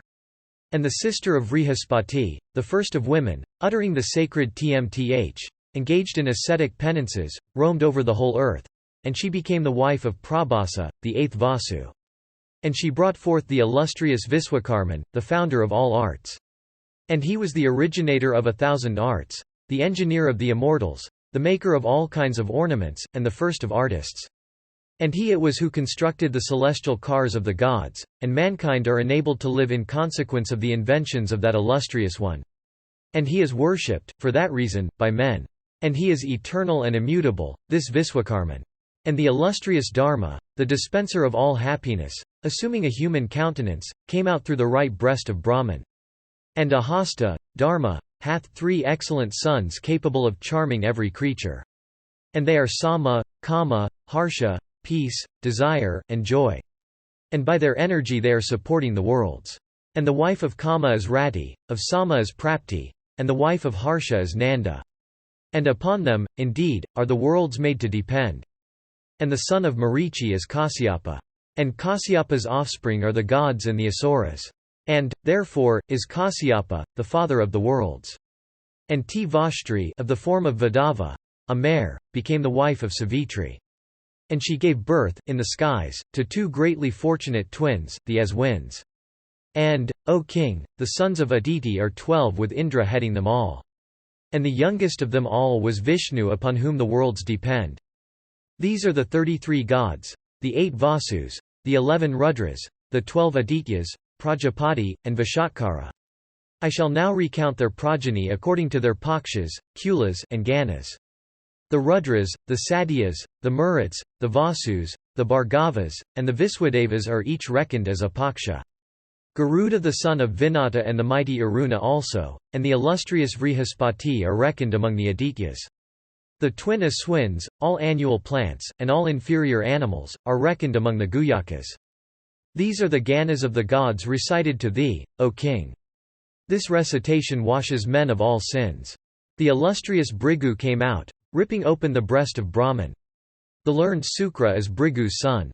And the learned Sukra becoming a planet and engaged according to the command of the self-existent in pouring and withholding rain, and in dispensing and remitting calamities, traverses, for sustaining the lives of all the creatures in the 3 worlds, through the skies. And the learned Sukra, of great intelligence and wisdom, of rigid vows, leading the life of a brahmacharan, divided himself in twain by power of asceticism, and became the spiritual guide of both the Daityas and the gods. And after Sukra was thus employed by Brahman in seeking the welfare of the gods and the Asuras, Bhrigu begot another excellent son. This was Chayavana, who was like the blazing sun, of virtuous soul, and of great fame. And he came out of his mother's womb in anger and became the cause of his mother's release, O king, from the hands of the Rakshasas. And Arushi, the daughter of Manu, became the wife of the wise Chayavana. And, on her was begotten Arva of great reputation. And he came out, ripping open the thigh of Arushi. And Arva begot Richika. And Richika even in his boyhood became possessed of great power and energy and of every virtue. And Richika begot Jamadagni. And the high-souled Jamadagni had 4 sons. And the youngest of them all was Rama, Parasurama. And Rama was superior to all his brothers in the possession of good qualities. And he was skillful in all weapons, and became the slayer of the Kshatriyas. And he had his passions under complete control. And Adiparva had 100 sons with Jamadagni the eldest. And these 100 sons had offspring by thousands spread over this earth. And Brahman had 2 other sons, viz. Datri and Vedatri, who stayed with Manu. Their sister is the auspicious Lakshmi, having her abode amid lotuses. And the spiritual sons of Lakshmi are the sky-ranging horses. And the daughter born of Sukra, named Devi, became the eldest wife of Vanina. Of her were Bam a son named Vala and a daughter named Sura, wine, to the joy of the gods. And Adharma, sin, was Bam when creatures, from want of food, began to devour one another. And Adharma always destroys every creature. And Adharma hath Niriti for his wife, whence the Rakshasas who are called Niritas, offspring of Niriti. And she hath also 3 other cruel sons always engaged in sinful deeds. They are Bhaya, fear, Mahabhaya, terror, and Marityu, death, who is always engaged in slaying every created thing. And, as he is all-destroying, he hath no wife, and no son. And Tamra brought forth 5 daughters known throughout the worlds. They are Kaki, crow, Sayani, hawk, Phazi, hen, Dhritarashtri, goose, and Suki, parrot. And Kaki brought forth the crows, Sayani, the hawks, the cocks and vultures, Dhritarashtri, all ducks and swans. And she also brought forth all Chakravakas. And the fair Suki, of amiable qualities, and possessing all auspicious signs, brought forth all the parrots. And Crota gave birth to 9 daughters, all of wrathful disposition. And their names were Mariji, Emragamanda, Hari, Bhadramana, Matangi, Sarduli, Sweta, Sarabi, and the agreeable Sarasa, blessed with every virtue. And, O foremost of men, the offspring of Mariji are all animals of the deer species. And the offspring of Emragamanda are all animals of the bear species, and those called Srimara, sweet-footed. And Bhadramana begot the celestial elephants, Airavata. And the offspring of Hari are all animals of the simian species endued with great activity, so also all the horses. And those animals also, that are called Go-Langula, the cow-tailed, are said to be the offspring of Hari. And Sarduli begot lions and tigers in numbers, and also leopards and all other strong animals. And, O king, the offspring of Matangi are all the elephants. And Sweta begat the large elephant known by the name of Sweta, endued with great speed. And, O king, Sarabi gave birth to 2 daughters, the amiable Rahini and the far-famed Gandharvi.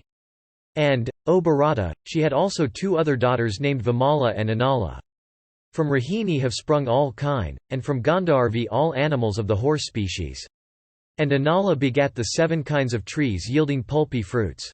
They are the date, the palm, the hintala, the talai, the little date, the nut, and the coconut. And she had also another daughter called Suki, the mother of the parrot species. And Sarasa bore a son called Kanka, a species of long-feathered birds. And Sayani, the wife of Aruna, gave birth to 2 sons of great energy and strength, named Sampati and the mighty Jatayu. Sarasa also bore the Nagas, and Kadru, the Punagas, snakes. And Vinata had 2 sons Garuda and Aruna, known far and wide. And, O king of men, O foremost of intelligent persons, thus hath the genealogy of all the principal creatures been fully described by me. By listening to this, a man is fully cleansed of all his sins, and acquireth great knowledge, and finally attaineth to the first of states in after life.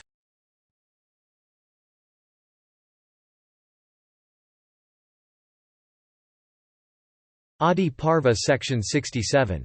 Janamejaya said, O worshipful one, I wish to hear from thee in detail about the birth, among men, of the gods, the Danavas, the Gandharvas, the Rakshasas, the lions, the tigers, and the other animals, the snakes, the birds, and in fact, of all creatures. I wish also to hear about the acts and achievements of those, in due order, after they became incarnate in human forms. Vaisampayana said, O king of men, I shall first tell thee all about those celestials and Danavas that were born among men. The first of Danavas, who was known by the name of Viprachiti, became that bull among men, noted as Jarasandha. And, O king, that son of Diti, who was known as Hiranyakasipu, was known in this world among men as the powerful Sisapala. He who had been known as Samlada, the younger brother of Prahlada, became among men the famous Salya, that bull amongst Valhikas. The spirited Anulata who had been the youngest became noted in the world as Drishtaketu. And, O king, that son of Diti who had been known as Sivi became on earth the famous monarch Druma. And he who was known as the great Asura Vashkala became on earth the great Bhagadatta. The 5 great Asuras gifted with great energy, Ayasira, Aswasira, the spirited Isanku, Gaganamurdan, and Vegavat, were all born in the royal line of Kakaya and all became great monarchs. That other Asura of mighty energy who was known by the name of Ketumat became on earth the monarch Amitauhas of terrible deeds. That great Asura who was known as Swarbanu became on earth the monarch Ugrasena of fierce deeds. That great Asura who was known as Aswa became on earth the monarch Asoka of exceeding energy and invincible in battle. And, O king, the younger brother of Aswa who was known as Aswapati, a son of Diti, became on earth the mighty monarch Hardikya. The great and fortunate Asura who was known as Vrishaparvan became noted on earth as King Durgaprajna. And, O king, the younger brother of Vrishaparvan who was known by the name of Ajaka became noted on earth as King Salwa. The powerful and mighty Asura who was known as Aswagriva became noted on earth as King Rachamana. And, O king, the Asura who was known as Sukshma, endued with great intelligence and whose achievements also were great, became on earth the famous King Vrahadratha. And that first of Asuras who was known by the name of Tuhunda, became noted on earth as the monarch, Senavindu. That Asura of great strength who was known as Ishupa became the monarch Nagnahita of famous prowess. The great Asura who was known as Ekachakra became noted on earth as Priti Vindhya. The great Asura Virapaksha capable of displaying various modes of fight became noted on earth as King Chitravarman. The first of Danavas, the heroic Hara, who humbled the pride of all foes became on earth the famous and fortunate Suvahu. The Asura Sutra of great energy and the destroyer of foemen, became noted on earth as the fortunate monarch, Munjakeza. That Asura of great intelligence called Nakumba, who was never vanquished in battle was born on earth as King Devadipa, the first among monarchs. That great Asura known amongst the sons of Diti by the name of Sarabha became on earth the royal sage called Paurava.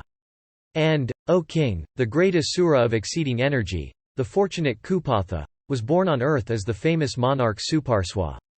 The great Asura, O king, who was called Kratha, was born on earth as the royal sage Parvateya of form resplendent like a golden mountain. He amongst the Asura who was known as Salabha II, became on earth the monarch Prahlada in the country of the Valhikas. The foremost, among the sons of Diti known by the name of Chandra and handsome as the Lord of the Stars himself, became on earth noted as Chandravarman, the king of the Kamvoyas. That bull amongst the Danavas who was known by the name of Arka became on earth, O king, the royal sage Rishika. That best of Asuras who was known as Maritapa became on earth, O best of kings, the monarch, Pasamanupaka. That great Asura of surpassing energy known as Garishta became noted on earth as King Drumasena. The great Asura who was known as Mayura became noted on earth as the monarch Viswa. He who was the younger brother of Mayura and called Supama became noted on earth as the monarch, Kalakirti. The mighty Asura who was known as Chandrahantri became on earth the royal sage Sanaka. The great Asura who was called Chandravinasana became noted on earth as the monarch, Janaki. That bull amongst the Danavas, O prince of the Kuru race, who was called Durgajava, became noted on earth as Kasiraja. The Graha who was brought forth by Sinhika and who persecuted the sun and the moon became noted on earth as the monarch Kratha. The eldest of the 4 sons of Danayu, who was known by the name of Vikshara, became known on earth the spirited monarch, Vasumitra. The second brother of Vikshara, the great Asura, was born on earth as the king of the country, called Pandya. That best of Asuras who was known by the name of Valina became on earth the monarch Pandramatsyaka. And, O king, that great Asura who was known as Vritra became on earth the royal sage known by the name of Manamat. That Asura who was the younger brother of Vritra and known as Kratahantri became noted on earth as King Danda. That other Asura who was known by the name Kratavardhana became noted on earth as the monarch, Dandadhara. The 8 sons of the Kaliyas that were born on earth all became great kings endued with the prowess of tigers. The eldest of them all became King Jayatsena in Magadha. The second of them, in prowess, like Indra, became noted on earth as Aparahita. The third of them, endued with great energy and power of producing deception, was Bam on earth as the king of the Nishadas gifted with great prowess. That other amongst them who was known as the fourth was noted on earth as Srenamat, that best of royal sages. That great Asura amongst them who was the fifth, became noted on earth as King Mahanhas, the oppressor of enemies. That great Asura possessing great intelligence who was the sixth of them became noted on earth as Abaru, that best of royal sages. The seventh of them became known throughout earth, from the center to the sea, as King Samudrasena well acquainted with the truths of the scriptures. The eighth of the Kaliyas known as Vrihat became on earth a virtuous king ever engaged in the good of all creatures. The mighty Danava known by the name of Kukshi became on earth as Parvatiya from his brightness as of a golden mountain. The mighty Asura Krathana gifted with great energy became noted on earth as the monarch Suryaksha. The great Asura of handsome features known by the name of Surya, became on earth the monarch of the Valhikas by name Durata, that foremost of all kings. And, O king, from the tribe of Asuras called Kratavasa, of whom I have already spoken to thee, were born many heroic kings on earth. Madraka, and Karnaveshta, Siddhartha, and also Kataka, Savira, and Suvahu, and Mahavira, and also Valhika, Kratha, Vachitra, Saratha, and the handsome king Nila, and Chiravasa, and Bhumapala, and Dantavakra, and he who was called Durjaya, that tiger amongst kings named Rukmi, and King Janamejaya, Ashata, and Vayavega, and also Buradihas, Ekalavya, and Samitra, Vedadana, and also Gomukha. The tribe of kings called the Karashakas, and also Kemadurti, Srutayu, and Udvaha, and also Vrihatsena, Shima, Ugradartha, the king of the Kalingas, and Matimat, and he was known as King Iswara. These first of kings were all born of the Asura class called Kratavasa. There was also born on earth a mighty Asura known amongst the Danavas by the name of Kalanemi, endued with great strength, of grand achievements, and blessed with a large share of prosperity. He became the mighty son of Ugrasena and was known on earth by the name of Kansa. And he who was known among the Asuras by the name of Devaka and was besides in splendor like unto Indra himself, was born on earth as the foremost king of the Gandharvas. And, O monarch, know thou that Drona, the son of Bharadvaya, not born of any woman, sprung from a portion of the celestial Rishi Vrihaspati of grand achievements. And he was the prince of all bowmen, conversant with all weapons, of mighty achievements, of great energy. Thou shouldst know he was also well acquainted with the Vedas and the science of arms. And he was of wonderful deeds and the pride of his race. And, O king, his son the heroic Aswathaman, of eyes like the lotus petals, gifted with surpassing energy, and the terror of all foes, the great oppressor of all enemies, was born on earth, of the united portions of Mahadeva, Yama, Kama, and Krodha. And from the curse of Vasishtha and the command also of Indra, the 8 Vasus were born of Ganga by her husband Santanu. The youngest of them was Bhishma, the dispeller of the fears of the Kurus, gifted with great intelligence, conversant with the Vedas, the first speakers, and the thinner of the enemy's ranks. And possessed of mighty energy and the first of all persons acquainted with weapons, he encountered the illustrious Rama himself, the son of Jamadagni of the Bhrigu race. And, O king, that Brahman sage who, on earth, was known by the name of Kripa and was the embodiment of all manliness was born of the tribe of the Rudras. And the mighty chariot fighter and king who on earth was known by the name of Sakuni, that crusher of foes, thou shouldst know, O king, was Dwapara himself, the third yuga. And he who was Satyaki of sure aim, that upholder of the pride of Vrishni race, that oppressor of foes, begotten of the portion of gods called the Murats. And that royal sage Drupada who on earth was a monarch, the first among all persons bearing arms, was also born of the same tribe of the celestials. And, O king, thou shouldst also know that Kritavarman, that prince among men, of deeds unsurpassed by any one, and the foremost of all bulls amongst Kshatriyas, was born of the portion of the same celestials. And that royal sage also, Virata by name, the scorcher of the kingdoms of others, and the great oppressor of all foes, was born of the portion of the same gods. That son of Arishta who was known by the name of Hansa, was born in the Kura race and became the monarch of the Gandharvas. He who was known as Dhritarashtra born of the seed of Krishna Dwaipayana, and gifted with long arms and great energy, also a monarch, of the prophetic eye, became blind in consequence of the fault of his mother and the wrath of the Rishi. His younger brother who was possessed of great strength and was really a great being known as Pandu, devoted to truth and virtue, was purity self. And, O king, thou shouldst know that he who was known on earth as Vidura, who was the first of all virtuous men, who was the god of justice himself, was the excellent and greatly fortunate son of the Rishi Atri. The evil-minded and wicked king Duryodhana, the destroyer of the fair fame of the Kurus, was born of a portion of Kali on earth.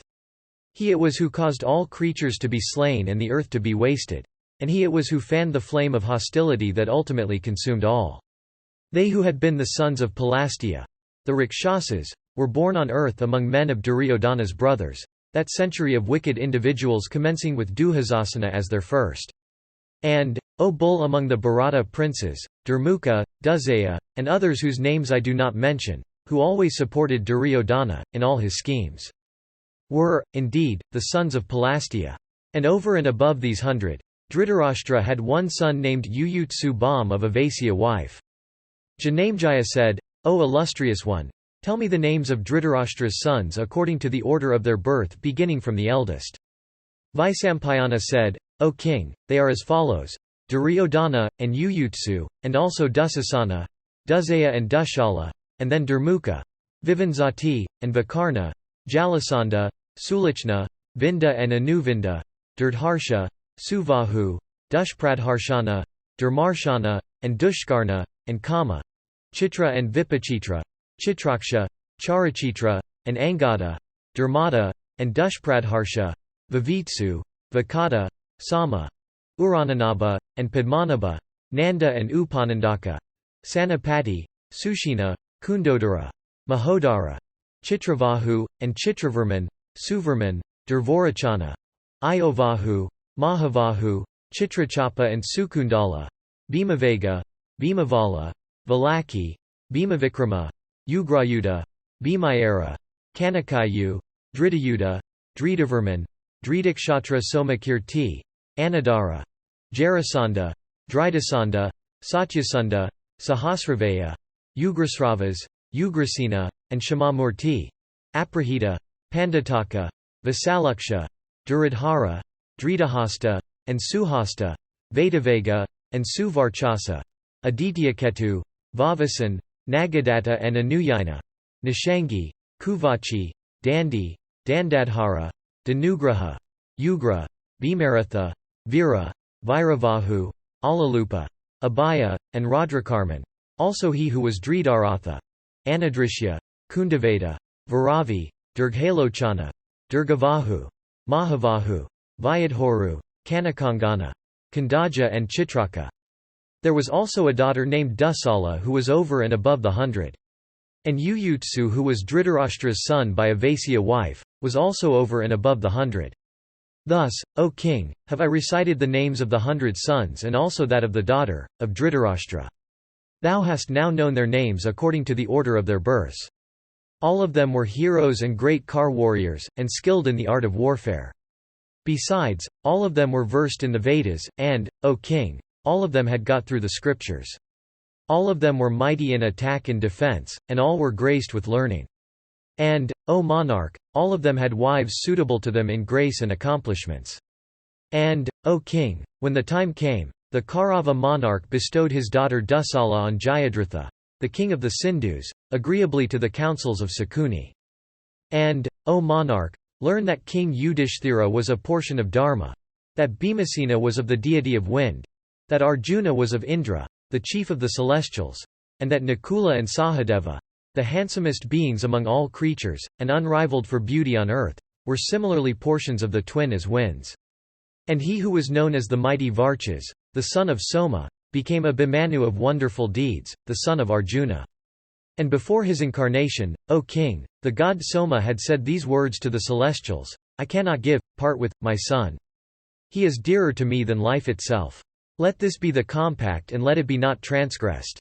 The destruction of the Asuras on earth is the work of the celestials, and, therefore, it is our work as well. Let this Varchas, therefore, go thither, but let him not stay there long. Nara, whose companion is Narayana, will be born as Indra's son and indeed, will be known as Arjuna, the mighty son of Pandu. This boy of mine shall be his son and become a mighty car warrior in his boyhood. And let him, ye best of immortals, stay on earth for 16 years. And when he attaineth to his 16th year, the battle shall take place in which all who are born of your portions shall achieve the destruction of mighty warriors. But a certain encounter shall take place without both Nara and Narayana taking any part in it. And, indeed, your portions, ye celestials, shall fight, having made that disposition of the forces which is known by the name of the Chakra Vyuha. And my son shall compel all foes to retreat before him. The boy of mighty arms having penetrated the impenetrable array, shall range within it fearlessly and send a fourth part of the hostile force, in course of half a day, unto the regions of the king of the dead. Then when numberless heroes and mighty car warriors will return to the charge towards the close of the day, my boy of mighty arms, shall reappear before me. And he shall beget one heroic son in his line, who shall continue the almost extinct Bharata race. Hearing these words of Soma, the dwellers in heaven replied, So be it. And then all together applauded and worshipped Soma, the king of stars. Thus, O king, have I recited to thee the particulars of the birth of thy father's father. Know also, O monarch, that the mighty car warrior Drishtadhyumna was a portion of Agni. And know also that Sikandan, who was at first a female, was the incarnation of a Rakshasa. And, O bull in Bharata's race, they who became the 5 sons of Draupadi, those bulls amongst the Bharata princes, were the celestials known as the Viswas. Their names were Priti Vindhya, Sudasoma, Srutakirti, Satanika, Nakula, and Srudasena, endued with mighty energy. Sura, the foremost of the Yadus, was the father of Vasudeva. He had a daughter called Pritha, who for her beauty, was unrivaled on earth. And Sura, having promised in the presence of fire that he would give his firstborn child to Kuntibhoja, the son of his paternal aunt, who was without offspring, gave his daughter unto the monarch in expectation of his favours. Kuntibhoja thereupon made her his daughter. And she became, thenceforth, in the house of her adoptive father, engaged in attending upon brahmanas and guests. One day she had to wait upon the wrathful ascetic of rigid vows, Durvasa by name, acquainted with truth and fully conversant with the mysteries of religion. And Pritha with all possible care gratified the wrathful rishi with soul under complete control. The Holy One, gratified with the attentions bestowed on him by the maiden, told her, I am satisfied, O fortunate one, with thee. By this mantra, that I am about to give thee, thou shalt be able to summon, to thy side, whatever celestials thou likest. And, by their grace, shalt thou also obtain children. Thus addressed, the girl, a little while after, seized with curiosity, summoned, during the period of her maidenhood, the god Surya. And the Lord of Light thereupon made her conceive and begot on her a son who became the first of all wielders of weapons. From fear of relatives she brought forth in secrecy that child who had come out with earrings and coat of mail. And he was gifted with the beauty of a celestial infant, and in splendor was like unto the maker of day himself. And every part of his body was symmetrical and well adorned. And Kunti cast the handsome child into the water. But the child thus thrown into the water was taken up by the excellent husband of Radha and given by him to his wife to be adopted by her as their son. And the couple gave him the name of Vasusena, by which appellation the child soon became known all over the land. And, as he grew up, he became very strong and excelled in all weapons. The first of all successful persons, he soon mastered the sciences. And when the intelligent one having truth for his strength recited the Vedas, there was nothing he would not then give to the Brahmanas. At that time Indra, the originator of all things, moved by the desire of benefiting his own son Arjuna, assumed the guise of a Brahmana, came to him, and begged of the hero his earrings and natural armour. And the hero taking off his earrings and armour gave them unto the Brahmana. And Sakra, accepting the gift, presented to the giver a dart, surprised, at his open-handedness, and addressed him in these words, O invincible one, amongst the celestials, Asuras, men, Gandharvas, Nagas, and Rakshasas, he at whom thou hurlest this weapon, that one shall certainly be slain. And the son of Surya was at first known in the world by the name of Vasusena. But, for his deeds, he subsequently came to be called Kama. And because that hero of great fame had taken off his natural armour, therefore was he, the first son of Pritha, called Kama. And, O best of kings, the hero began to grow up in the Sudha caste. And, O king, know thou that Kama, the first of all exalted men, the foremost of all wielders of weapons, the slayer of foes and the best portion of the maker of day, was the friend and counselor of Duryodhana. And he, called Vasudeva, endued with great valor, was among men a portion of him called Narayana, the god of gods, eternal. And Valadeva of exceeding strength was a portion of the Naga, Sesha. And, O monarch, know that Pradyumna of great energy was Sanatkumara. And in this way the portion of various other dwellers in heaven became exalted men in the race of Vasudeva, increasing the glory thereof. And, O king, the portions of the tribe of Asparas which I have mentioned already, also became incarnate on earth according to Indra's commands, and 16,000 portions of those goddesses became, O king, in this world of men, the wives of Vasudeva. And a portion of Shri herself became incarnate on earth, for the gratification of Narayana, in the line of Bhishmaka. And she was by name the chaste Rukmini. And the faultless Draupadi, slender-waisted like the wasp, was balm of a portion of Sakhi, the queen of the celestials, in the line of Drupada. And she was neither low nor tall in stature. And she was of the fragrance of the blue lotus, of eyes large as lotus petals, of thighs fair and round, of dense masses of black curly hair. And endued with every auspicious feature and of complexion like that of the emerald, she became the charmer of the hearts of 5 foremost of men. And the 2 goddesses Siti and Driti became the mothers of those 5, and were called Kunti and Madri. And she who was Mati became the daughter, Gandhari, of Suvala. Thus, O king, have I recited to thee all about the incarnation, according to their respective portions, of the gods, the Asuras, the Gandharvas, the Asparas, and of the Rakshasas. They who were born on earth as monarchs invincible in battle, those high-souled ones who were balm in the wide extended line of the Yadis, they who were born as mighty monarchs in other lines, they who were born as Brahmanas and Kshatriyas and Vaisyas, have all been recited by me duly. And this account of the incarnation, of superior beings according to their respective portions, capable of bestowing wealth, fame, offspring, long life, and success, should always be listened to in a proper frame of mind. And having listened to this account of incarnation, according to their portions, of gods, Gandharvas, and Rakshasas, the hearer becoming acquainted with the creation, preservation, and destruction of the universe and acquiring wisdom, is never cast down even under the most engrossing sorrows.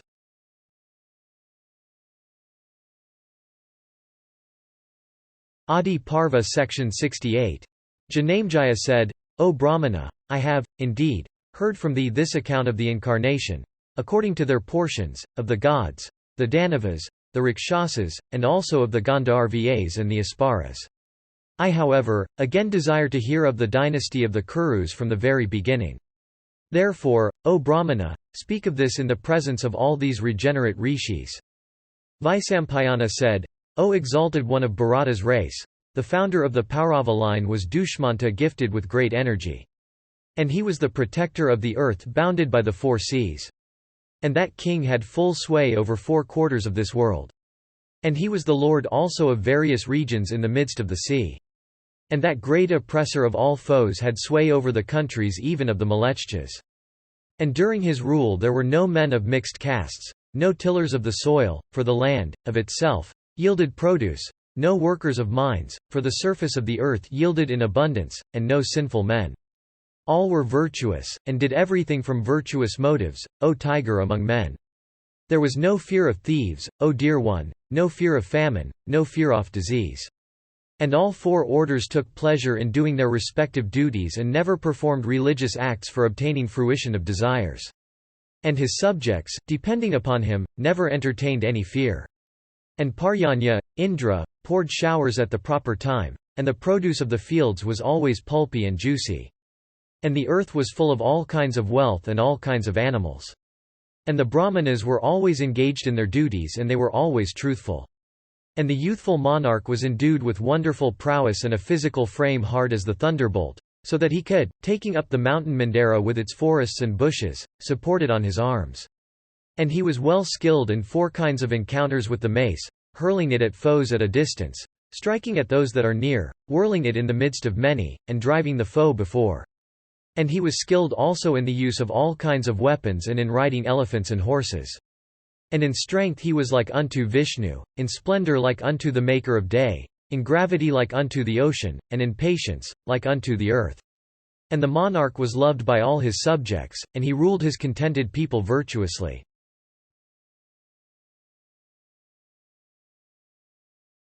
Adiparva section 69.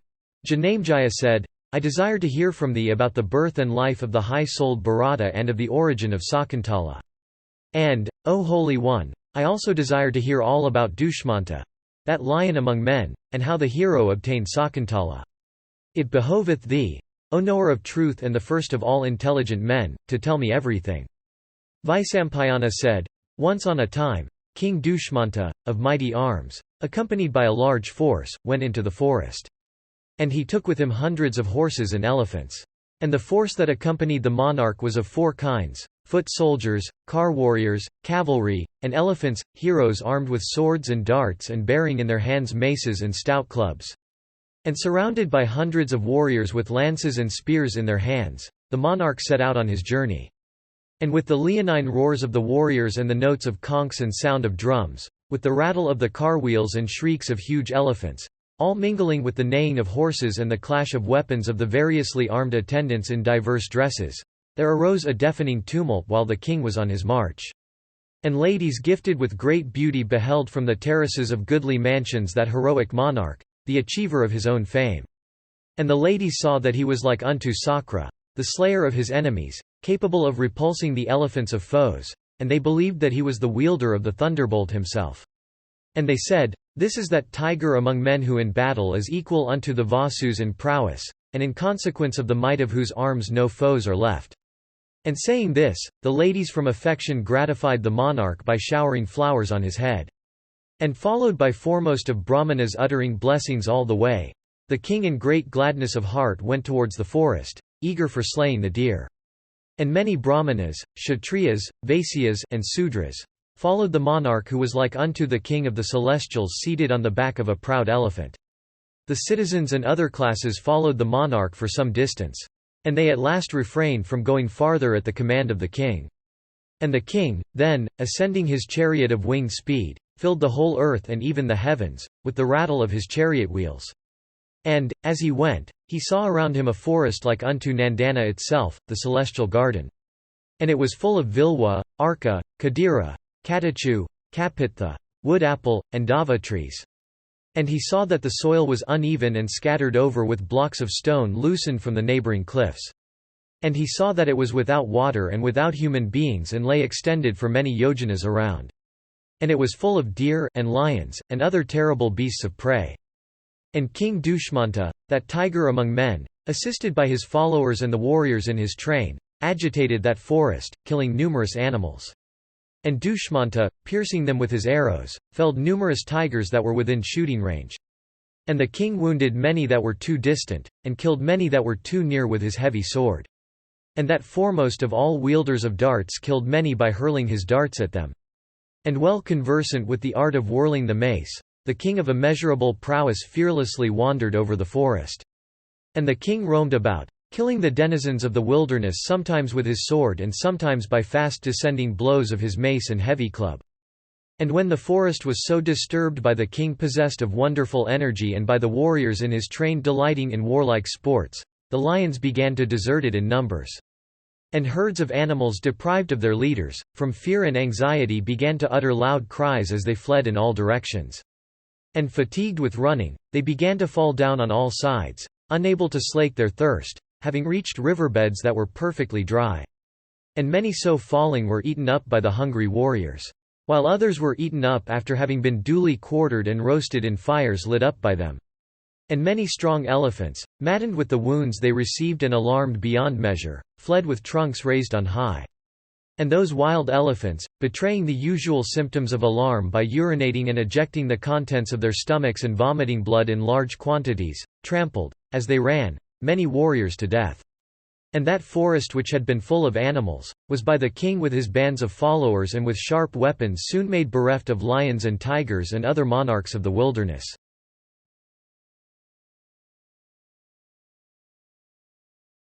Adiparva section 70. Vaisampayana said, Then the king with his followers, having killed thousands of animals, entered another forest with a view to hunting.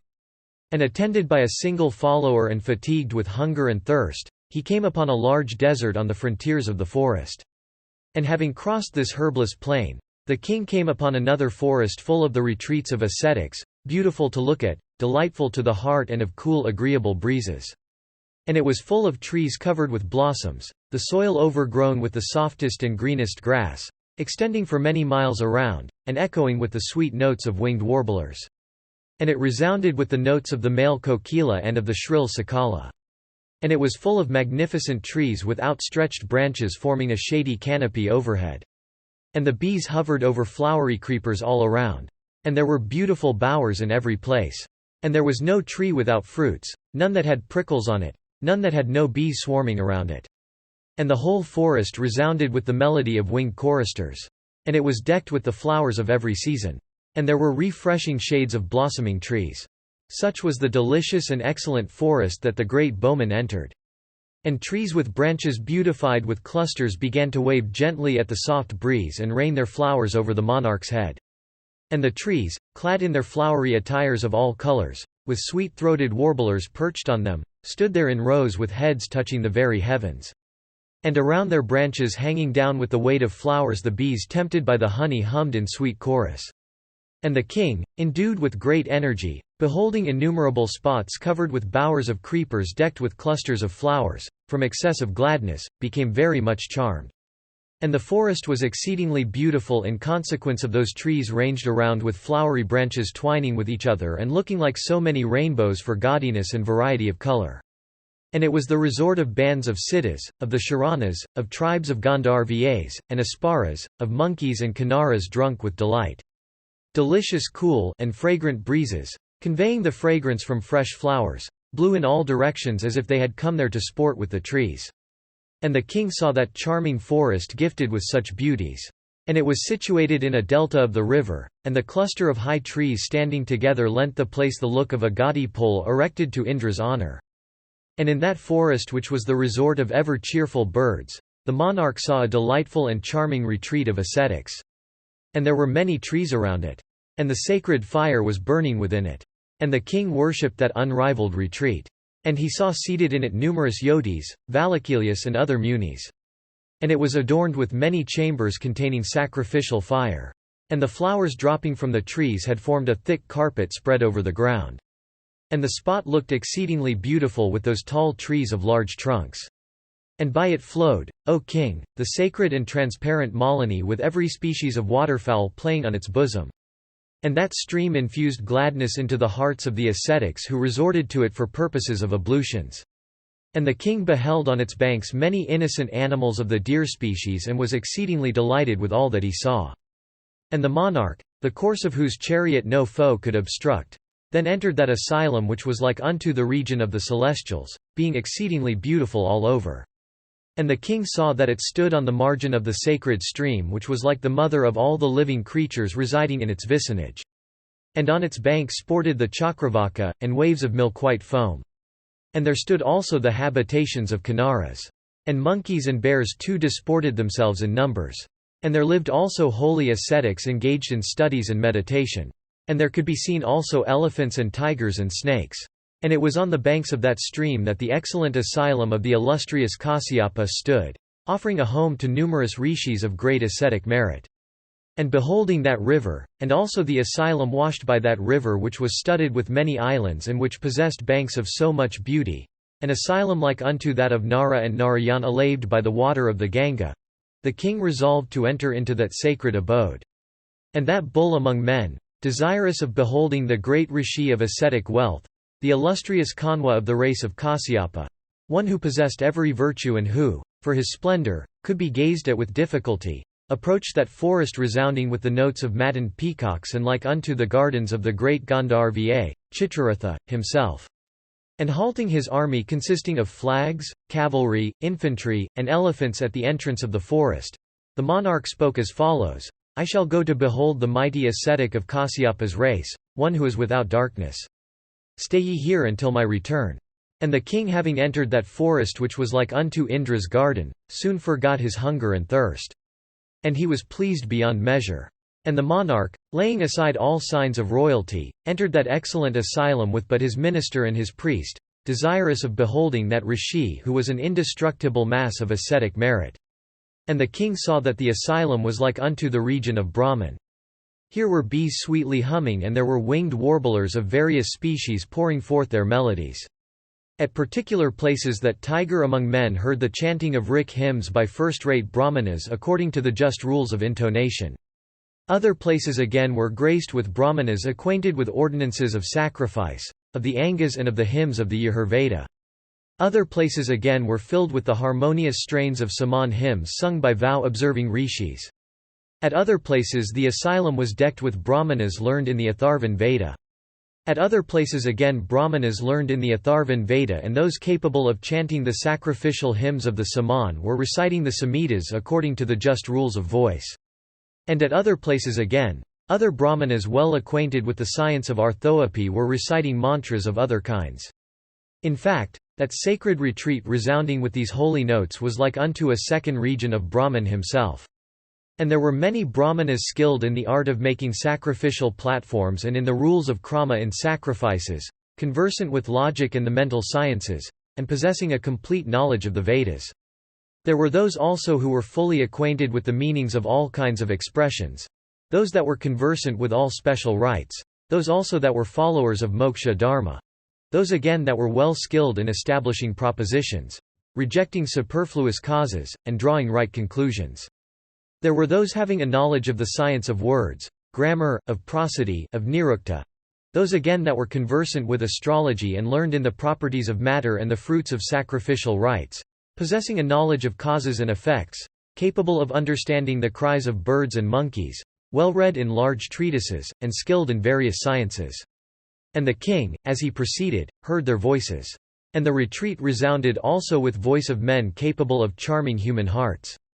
And the slayer of hostile heroes also saw around him learned brahmanas of rigid vows engaged in japa, the repeated muttering of the names of gods, and homa, burnt offering.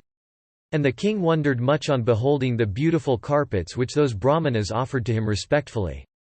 And that best of monarchs, at the sight of the rites with which those brahmanas worshipped the gods and the great rishis, thought within himself that he was in the region of Brahman. And the more the king saw that auspicious and sacred asylum of Kasyapa protected by that rishi's ascetic virtues and possessing all the requisites of a holy retreat, the more he desired to see it. In fact, he was not satisfied with his short survey. And the slayer of heroes at last, accompanied by his minister and his priest, entered that charming and sacred retreat of Kasyapa inhabited all around by rishis of ascetic wealth and exalted vows.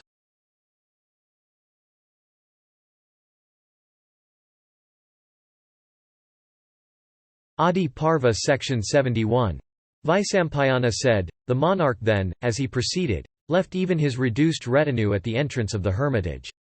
And entering quite alone he saw not the rishi, Kanwa, of rigid vows. And not seeing the rishi and finding that the abode was empty, he called loudly, saying, What ho! Who is here? And the sound of his voice was echoed back. And hearing the sound of his voice, there came out of the rishi's abode a maiden beautiful as Shri herself but dressed as an ascetic's daughter. And the black-eyed fair one, as she saw King Dushmanta, bade him welcome and received him duly. And, showing him due respect by the offer of a seat, water to wash his feet, and arghya, she inquired about the monarch's health and peace. And having worshipped the king and asked him about his health and peace, the maiden everentially asked, What must be done, O king? I await your commands. The king, duly worshipped by her, said unto that maiden of faultless features and sweet speech, I have come to worship the highly blessed Rishi Kanwa. Tell me, O amiable and beautiful one, where has the illustrious Rishi gone? Sakuntala then answered, My illustrious father hath gone away from the asylum to fetch fruit. Wait but a moment and thou wilt see him when he arrives. Vaisampayana continued, the king not seeing the Rishi and addressed thus by her, beheld that the maiden was exceedingly beautiful and endued with perfect symmetry of shape. And he saw that she was of sweet smiles. And she stood decked with the beauty of her faultless features, her ascetic penances, and her humility. And he saw that she was in the bloom of youth. He therefore asked her, Who art thou? And whose daughter, O beautiful one? Why hast thou come into the woods also? O handsome one, gifted with so much beauty and such virtues, whence hast thou come? O charming one, at the very first glance hast thou stolen my heart. I desire to learn all about thee, therefore tell me all. And thus addressed by the monarch, the maiden smilingly replied in these sweet words, O Dushmanta, I am the daughter of the virtuous, wise, high-souled, and illustrious ascetic Kanwa." Dushmanta, hearing this, replied, "The universally worshipped and highly blessed Rishi is one whose seed hath been drawn up. Even Dharma himself might fall off from his course, but an ascetic of rigid vows can never fall off so. Therefore, O thou of the fairest complexion, how hast thou been born as his daughter? This great doubt of mine it behoveth thee to dispel." Sakuntala then replied, "Hear, O king, what I have learnt regarding all that befell me of old and how I became the daughter of the Muni. Once on a time, a rishi came here and asked about my birth. All that the illustrious one, Kanwa, told him, hear now from me, O king.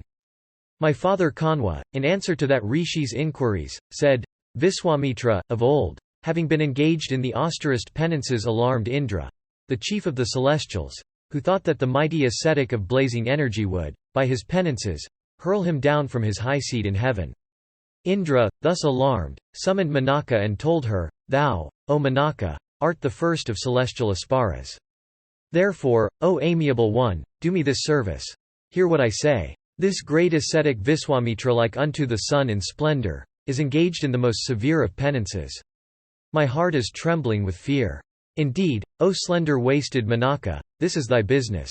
Thou must see that Viswamitra of soul wrapped in contemplation and engaged in the austerest penances, who might hurl me down from my seat. Go and tempt him, and frustrating his continued austerities accomplish my good. Win him away from his penances, O beautiful one, by tempting him with thy beauty, youth, agreeableness, arts, smiles and speech." Hearing all this, Manaka replied, The illustrious Viswamitra is endued with great energy and is a mighty ascetic. He is very short-tempered too, as is known to thee. The energy, penances, and wrath of the high-souled one have made even thee anxious. Why should I not also be anxious? He it was who made even the illustrious Vasishtha bear the pangs of witnessing the premature death of his children. He it was who, though at first Bham as Kshatriya, subsequently became a Brahmana by virtue of his ascetic penances. He it was who, for purposes of his ablutions, created a deep river that can with difficulty be forded, and which sacred stream is known by the name of the Kausiki. It was Viswamitra whose wife, in a season of distress, was maintained by the royal sage Matanga, Trisanku, who was then living under a father's curse as a hunter. It was Viswamitra who, on returning after the famine was over, changed the name of the stream having his asylum from Kaushik into Para. It was Viswamitra who, in return for the services of Matanga, himself became the latter's priest for purposes of a sacrifice. The Lord of the Celestials himself went through fear to drink the soma juice. It was Viswamitra who in anger created a second world and numerous stars beginning with Sravana. He it was who granted protection to Trisanku smarting under a superior's curse. I am frightened to approach him of such deeds. Tell me, O Indra, the means that should be adopted so that I may not be burnt by his wrath. He can burn the three worlds by his splendor, can, by a stamp of his foot, cause the earth to quake. He can sever the great Meru from the earth and hurl it to any distance. He can go round the 10 points of the earth in a moment.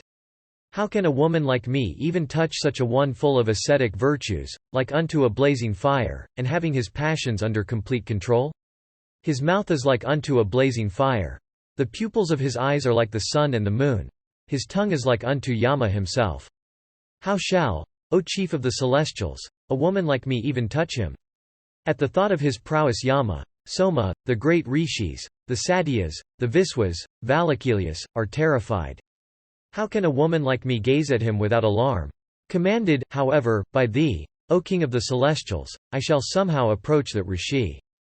But, O chief of the gods, devise thou some plan whereby, protected by thee, I may safely move about that rishi. I think that when I begin to play before the rishi, Marut, the god of wind, had better go there and rob me of my dress, and Manmata, the god of love, had also, at thy command, better help me then.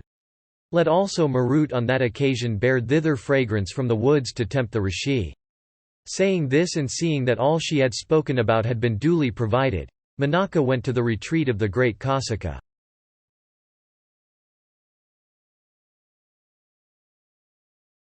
Adiparva Section 72. Kanwa continued, and Sakra, thus addressed by her, then commanded him who could approach every place, viz. the god of the wind, to be present with Menaka at the time she would be before the rishi. And the timid and beautiful Menaka then entered the retreat and saw there Viswamitra, who had burnt, by his penances, all his sins, and was engaged still in ascetic penances. And saluting the rishi, she then began to sport before him. And just at that time Marut robbed her of her garments that were white as the moon. And she thereupon ran, as if in great bashfulness, to catch hold of her attire, and as if she was exceedingly annoyed with Marut. And she did all this before the very eyes of Viswamitra, who was endued with energy like that of fire. And Viswamitra saw her in that attitude. And beholding her divested of her robes, he saw that she was of faultless feature. And that best of Munis saw that she was exceedingly handsome, with no marks of age on her person. And beholding her beauty and accomplishments, that bull amongst rishis was possessed with lust and made a sign that he desired her companionship. And he invited her accordingly, and she also of faultless features expressed her acceptance of the invitation. And they then passed a long time there in each other's company, and sporting with each other, just as they pleased, for a long time as if it were only a single day. The rishi begat on Menaka a daughter named Sakuntala. And Menaka, as her conception advanced, went to the banks of the river Malini, coursing along a valley of the charming mountains of Himavat. And there she gave birth to that daughter. And she left the new-born infant on the bank of that river and went away. And beholding the new-born infant lying in that forest destitute of human beings but abounding with lions and tigers, a number of vultures sat around to protect it from harm. No rakshasas or carnivorous animals took its life. Those vultures protected the daughter of Menaka. I went there to perform my ablution and beheld the infant lying in the solitude of the wilderness surrounded by vultures. Bringing her hither, I have made her my daughter. Indeed, the maker of the body, the protector of life, the giver of food, are all three, fathers in their order, according to the scriptures. And because she was surrounded in the solitude of the wilderness, by Sakuntas, birds, therefore, hath she been named by me Sakuntala, bird protected. O Brahman, learn that it is thus that Sakuntala hath become my daughter. And the faultless Sakuntala also regards me as her father. This is what my father had said unto the rishi, having been asked by him. O king of men, it is thus that thou must know I am the daughter of Kanwa. And not knowing my real father, I regard Kanwa as my father. Thus have I told thee, O king, all that hath been heard by me regarding my birth.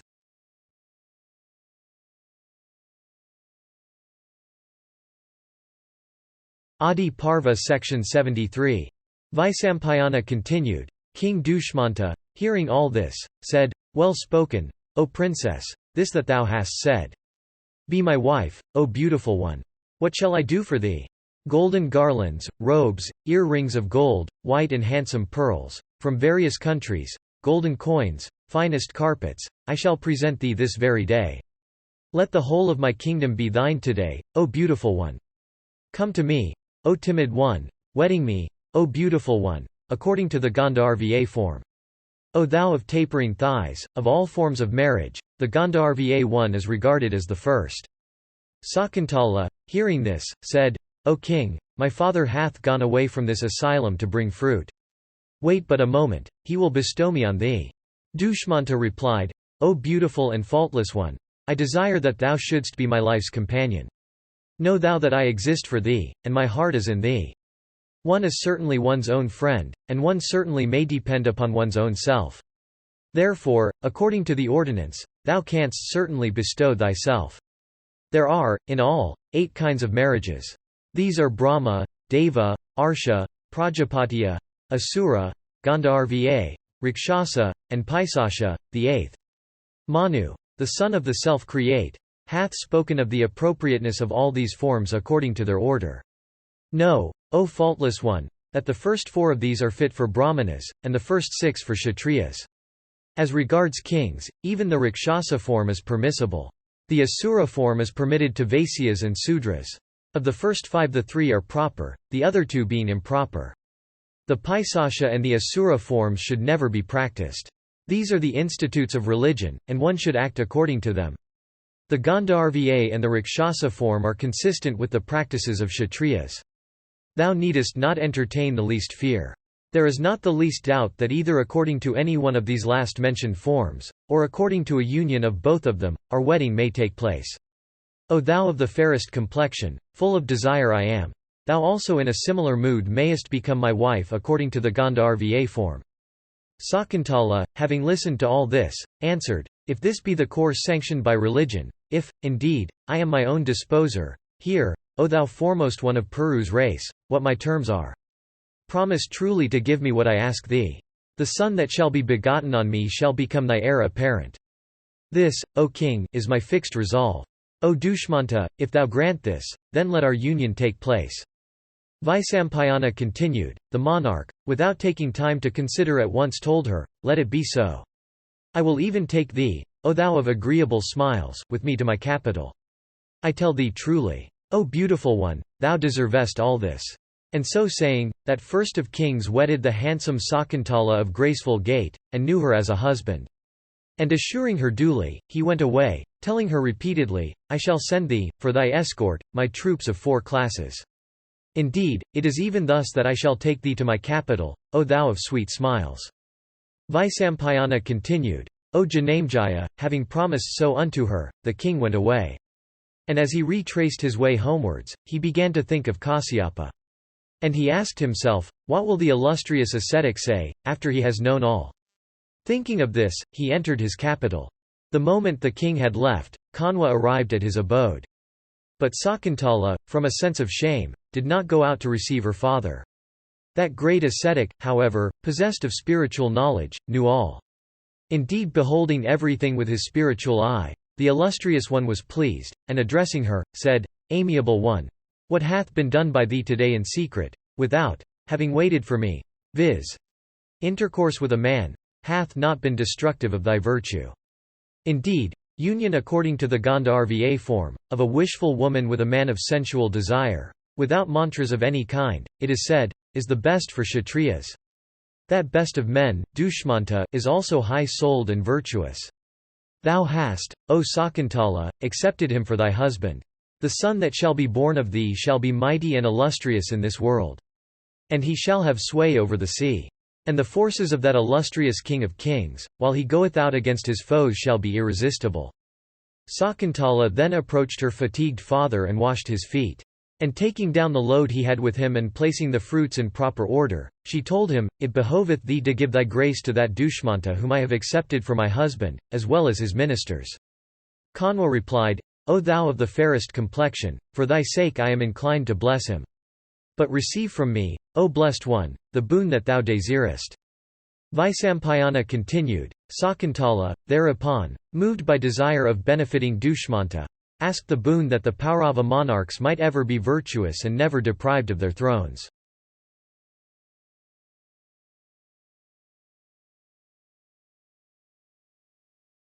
Adiparva Section 74. Vaisampayana said, after Dushmanta had left the asylum having made those promises unto Sakuntala, the latter of tapering thighs brought forth a boy of immeasurable energy. And when the child was 3 years old, he became in splendor like the blazing fire. And, O Janamejaya, he was possessed of beauty and magnanimity and every accomplishment. And that first of virtuous men, Kanwa, caused all the rites of religion to be performed in respect of that intelligent child thriving day by day. And the boy gifted with pearly teeth and shining locks, capable of slaying lions even then, with auspicious signs on his palm, and broad expansive forehead, grew up in beauty and strength. And like unto a celestial child in splendor, he began to grow up rapidly. And when he was only 6 years of age, endued with great strength, he used to seize and bind to the trees that stood around that asylum, lions and tigers and bears and buffaloes and elephants. And he rode on some animals, and pursued others in sportive mood. The dwellers at Kanwa's asylum thereupon bestowed on him a name. And they said, because he seizes and restrains an animals however strong, let him be called Sarvadamana, the subduer of awe. And it was thus that the boy came to be named Sarvadamana, endued as he was with prowess and energy and strength.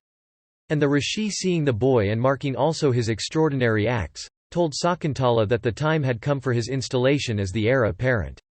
And beholding the strength of the boy, Kanwa commanded his disciples, saying, "Bear ye without delay this Sakuntala with her son from this abode to that of her husband, blessed with every auspicious sign.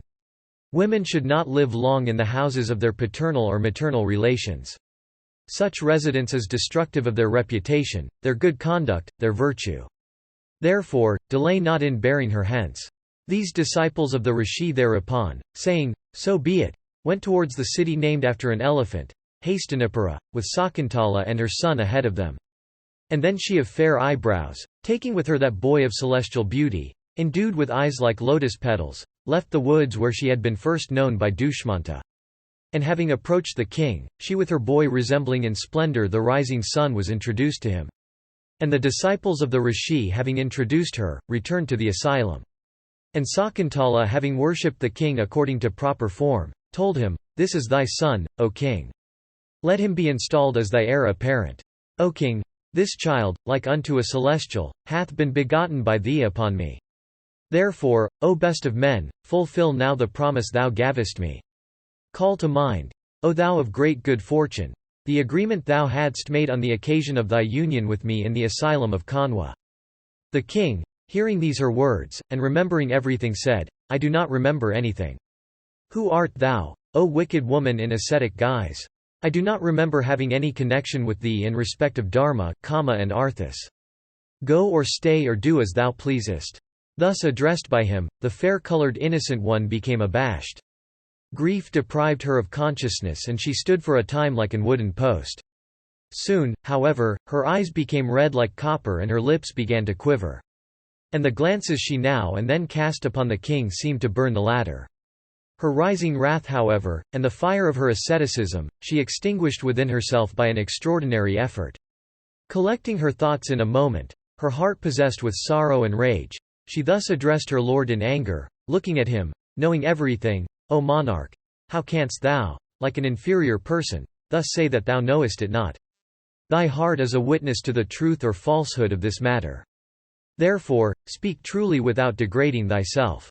He who being one thing representeth himself as another thing to others, is like a thief and a robber of his own self.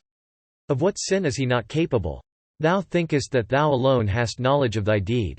But knowest thou not that the ancient, omniscient one, Narayana, liveth in thy heart? He knoweth all thy sins, and thou sinnest in his presence. He that sins thinks that none observes him. But he is observed by the gods and by him also who is in every heart. The sun, the moon, the air, the fire, the earth, the sky, water, the heart, Yama, the day, the night, both twilights, and Dharma, all witness the acts of man. Yama, the son of Surya, takes no account of the sins of him with whom Narayana the witness of all acts, is gratified. But he with whom Narayana is not gratified is tortured for his sins by Yama. Him who degradeth himself by representing his self falsely, the gods never bless. Even his own soul blesseth him not.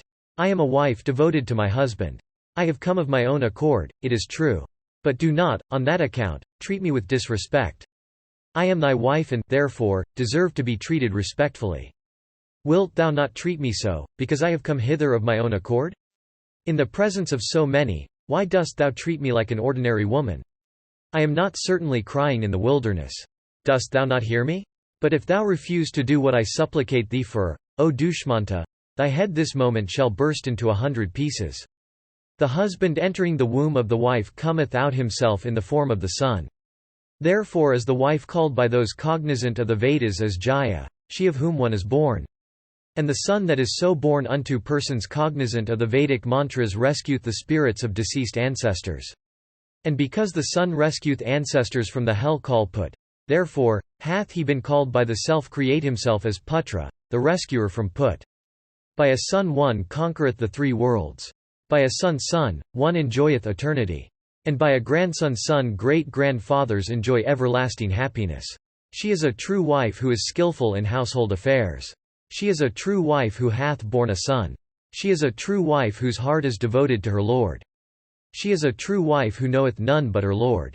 The wife is a man's half. The wife is the first of friends. The wife is the root of religion, profit, and desire. The wife is the root of salvation. They that have wives can perform religious acts. They that have wives can lead domestic lives. They that have wives have the means to be cheerful. They that have wives can achieve good fortune. Sweet-speeched wives are friends on occasions of joy. They are as fathers on occasions of religious acts.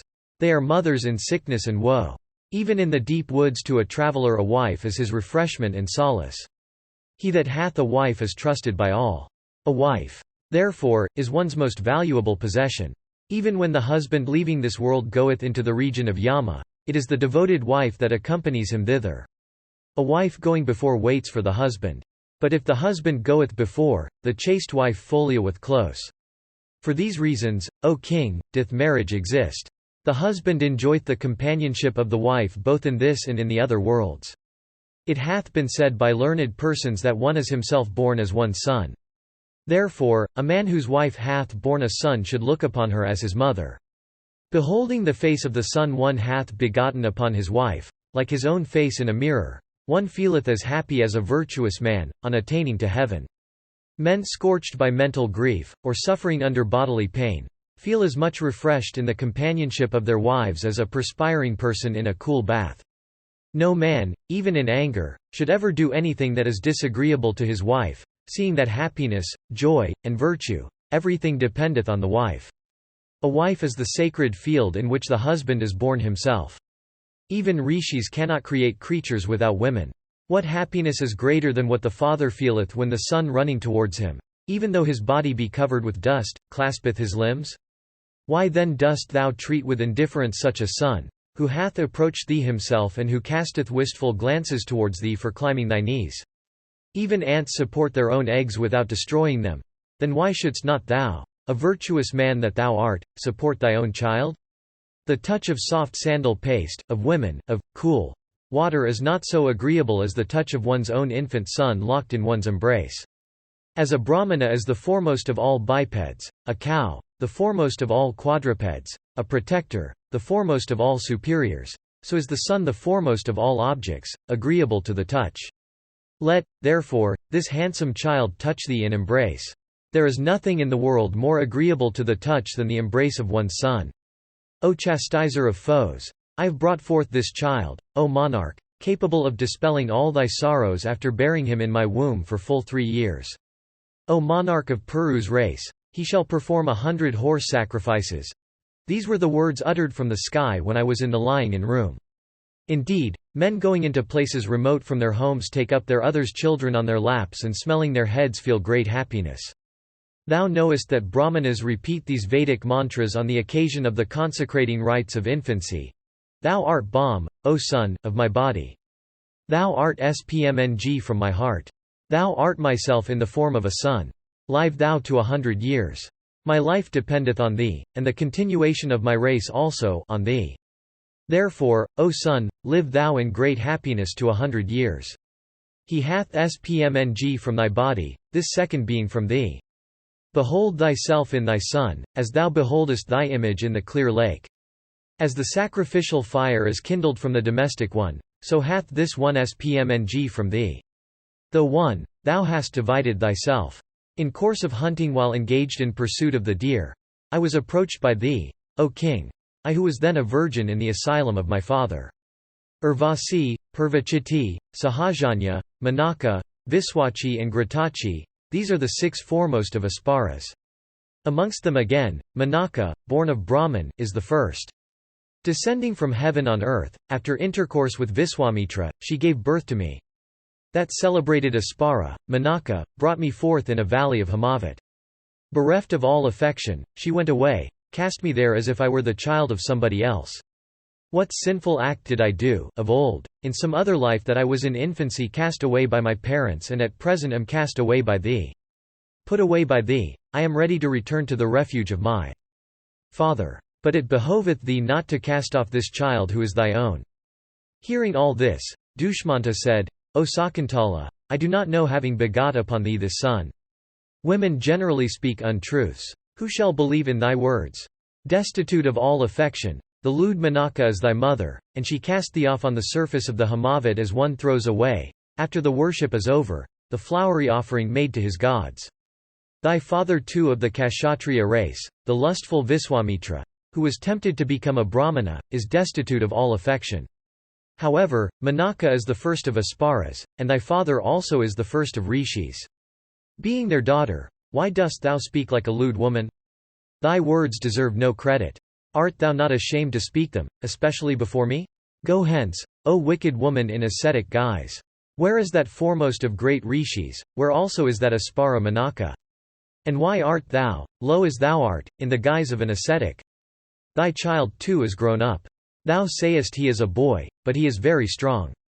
How hath he soon grown like a sala sprout?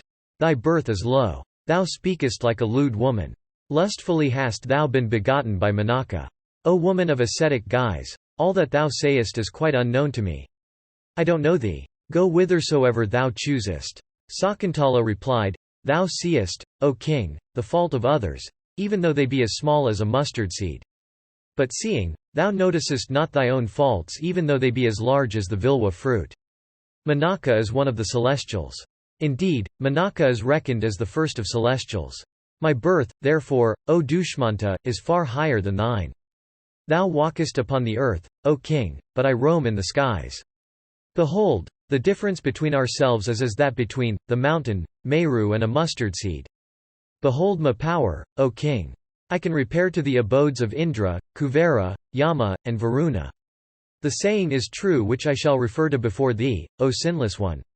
I refer to it for example's sake and not from evil motives.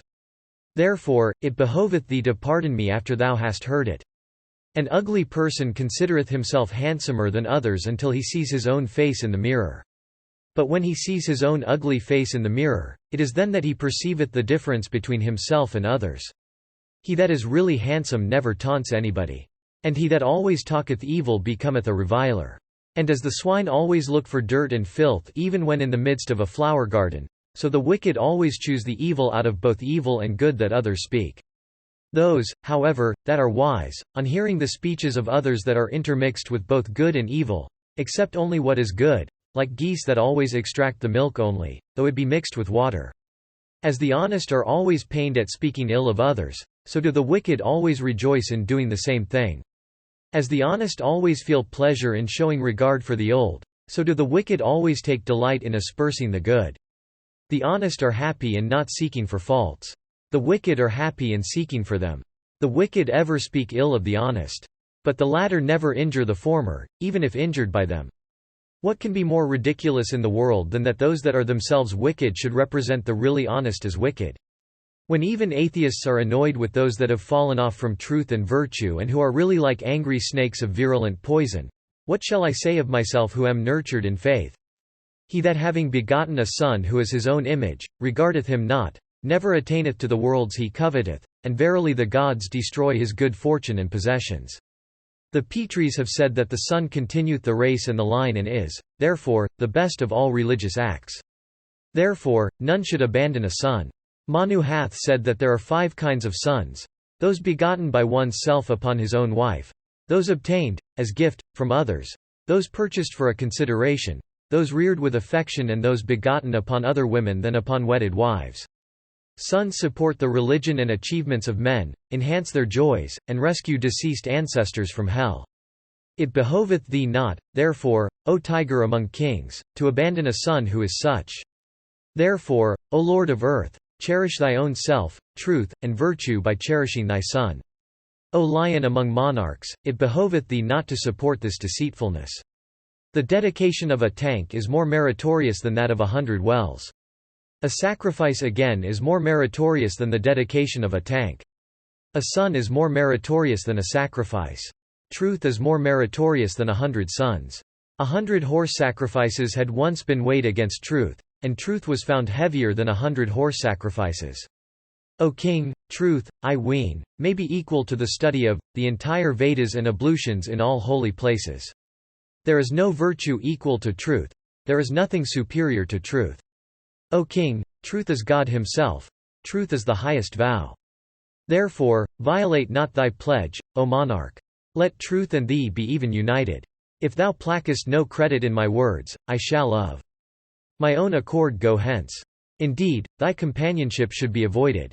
But thou, O Dushmanta, that when thou art gone, this son of mine shall rule the whole earth surrounded by the 4 seas and adorned with the king of the mountains.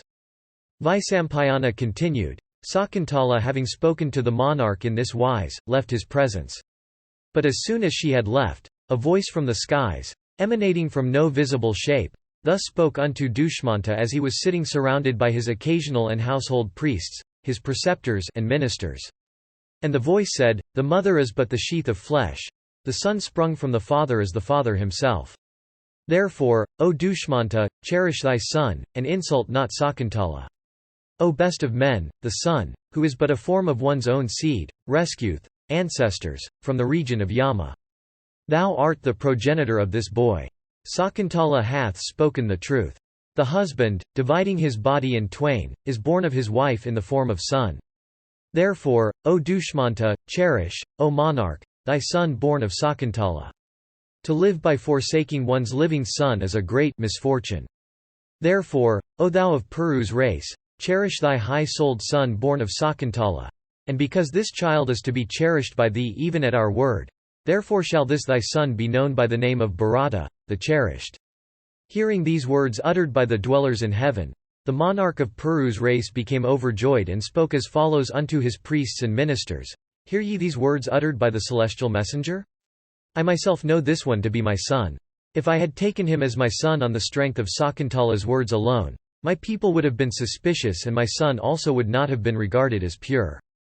Vaisampayana continued, the monarch, then, O thou of Bharata's race, seeing the purity of his son established by the celestial messenger, became exceedingly glad. And he took unto him that son with joy. And the king with a joyous heart then performed all those rites upon his son that a father should perform. And the king smelt his child's head and hugged him with affection. And the Brahmanas began to utter blessings upon him and the bards began to applaud him.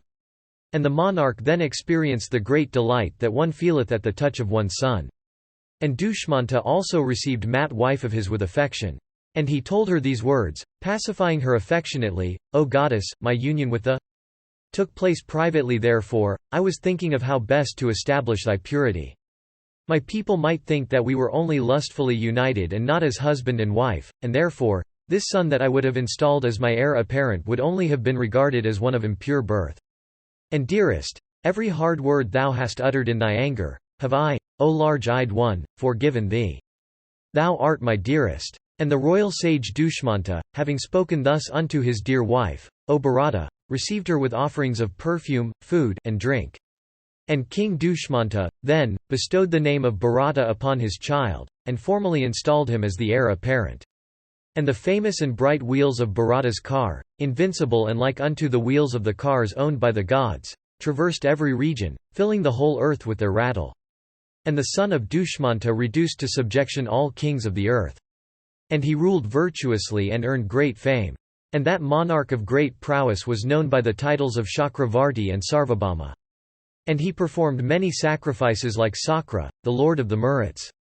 And Kanwa was the chief priest at those sacrifices, in which the offerings to Brahmanas were great. And the blessed monarch performed both the cow and the horse sacrifices. And Bharata gave unto Kanwa 1,000 gold coins as the sacerdotal fee.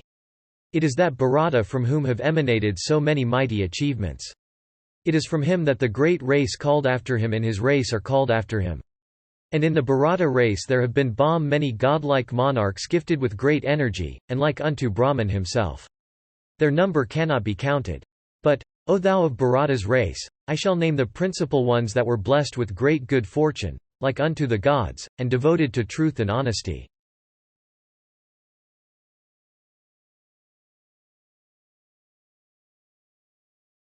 Adiparva Section 75. Vaisampayana said, Hear now, as I recite the recorded genealogy, that is sacred and subservient to religion, profit and pleasure, of these royal sages: Daksha, the lord of creation; Manu, the son of Surya; Bharata, Rum, Puru, and Ajamita. I shall also recite to thee, O sinless one, the genealogies of the Yadavas and of the Kurus and of the king of the Bharata line. These genealogies are sacred and their recitation is a great act of propitiation. That recitation conferreth wealth, fame and long life. And, O sinless one, all these I have named shone in their splendor and were equal unto the great rishis in energy. Prachetas had 10 sons who were all devoted to asceticism and possessed of every virtue. They burnt, of old, by the fire emanating from their mouths, several plants of poisonous and innumerable large trees that had covered the earth and became a source of great discomfort to man. After these 10, was born another named Daksha. It is from Daksha that all creatures have sprung. Therefore is he, O tiger among men, called the grandfather. Born of Prachetas the Muni Daksha, Uniting himself with Varini, begat 1,000 sons of rigid vows, all like himself. And Narada taught these 1,000 sons of Daksha the excellent philosophy of Sankhya as a means of salvation. And, O Janamejaya, the lord of creation, Daksha, then, from the desire of making creatures, begat 50 daughters. And he made all of them his appointed daughters, so that their sons might be his sons also for the performance of all religious acts. And he bestowed 10 of his daughters on Dharma, and 13 on Kasyapa. And he gave 27 to Chandra, who are all engaged in indicating time. And Kasyapa, the son of Marichi, begat on the eldest of his 13 wives, the Adityas, the celestials endued with great energy and having Indra as their head, and also Vivaswat, the sun. And of Vivaswat was born the lord Yama. And Martanda, Vivaswat, also begat another son after Yama, gifted with great intelligence and named Manu. And Manu was endued with great wisdom and devoted to virtue. And he became the progenitor of a line. And in Manu's race have been born all human beings, who have, therefore, been called Manavas. And it is of Manu that all men including Brahmanas, Kshatriyas, and others have been descended, and are, therefore, all called Manavas. Subsequently, O monarch, the Brahmanas became united with the Kshatriyas. And those sons of Manu that were Brahmanas devoted themselves to the study of the Vedas. And Manu begat 10 other children named Vena, Drishnu, Narishian, Nabhaga, Ikshvaku, Karusha, Saryati, the 8th, a daughter named Ila, Prishadru the 9th, and Nabhagarishta, the 10th. They all betook themselves to the practices of Kshatriyas. Besides these, Manu had 50 other sons on earth. But we heard that they all perished, quarreling with one another. The learned Pururavas was born of Ila. It hath been heard by us that Ila was both his mother and father. And the great Pururavas had sway over 13 islands of the sea. And, though a human being, he was always surrounded by companions that were superhuman.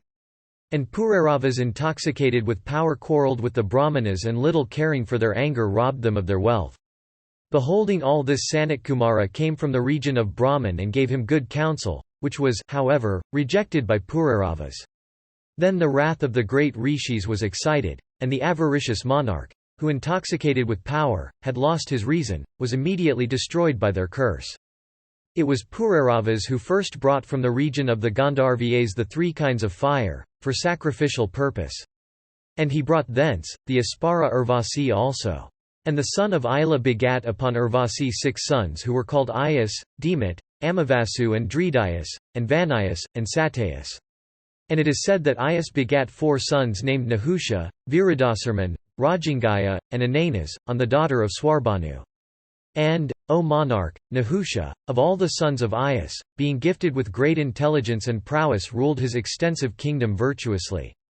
And King Nahusha supported evenly the Pitris, the Celestials, the Rishis, the Brahmanas, the Gandharvas, the Nagas, the Rakshasas, the Kshatriyas, and the Vaisyas.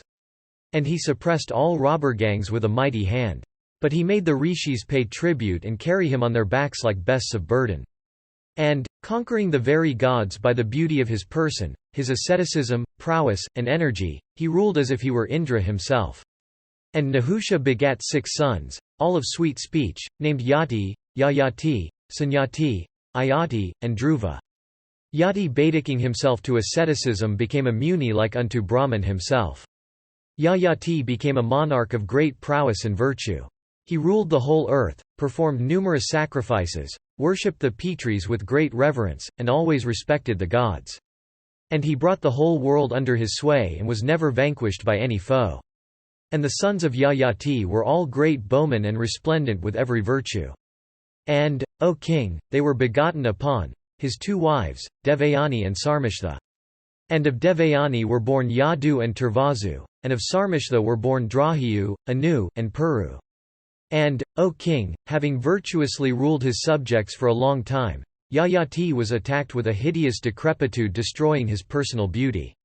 And attacked by decrepitude, the monarch then spoke, O Bharata, unto his sons Yadu and Puru and Turvazu and Drahiyu and Anu these words: Ye dear sons, I wish to be a young man and to gratify my appetites in the company of young women. Do you help me therein? To him his eldest son born of Devayani then said, What needest thou, O king? Dost thou want to have your youth? Yayati then told him, Accept thou my decrepitude, O son. With thy youth I would enjoy myself. During the time of a great sacrifice I have been cursed by the Muni Usanas, Sukra. O son, I would enjoy myself with your youth. Take any of you this my decrepitude, and with my body rule ye my kingdom. I would enjoy myself with a renovated body. Therefore, ye my sons, take ye my decrepitude. But none of his sons accepted his decrepitude. Then his youngest son Puru said unto him, O king, enjoy thyself thou once again with a renovated body and returned youth. I shall take thy decrepitude and at thy command rule thy kingdom.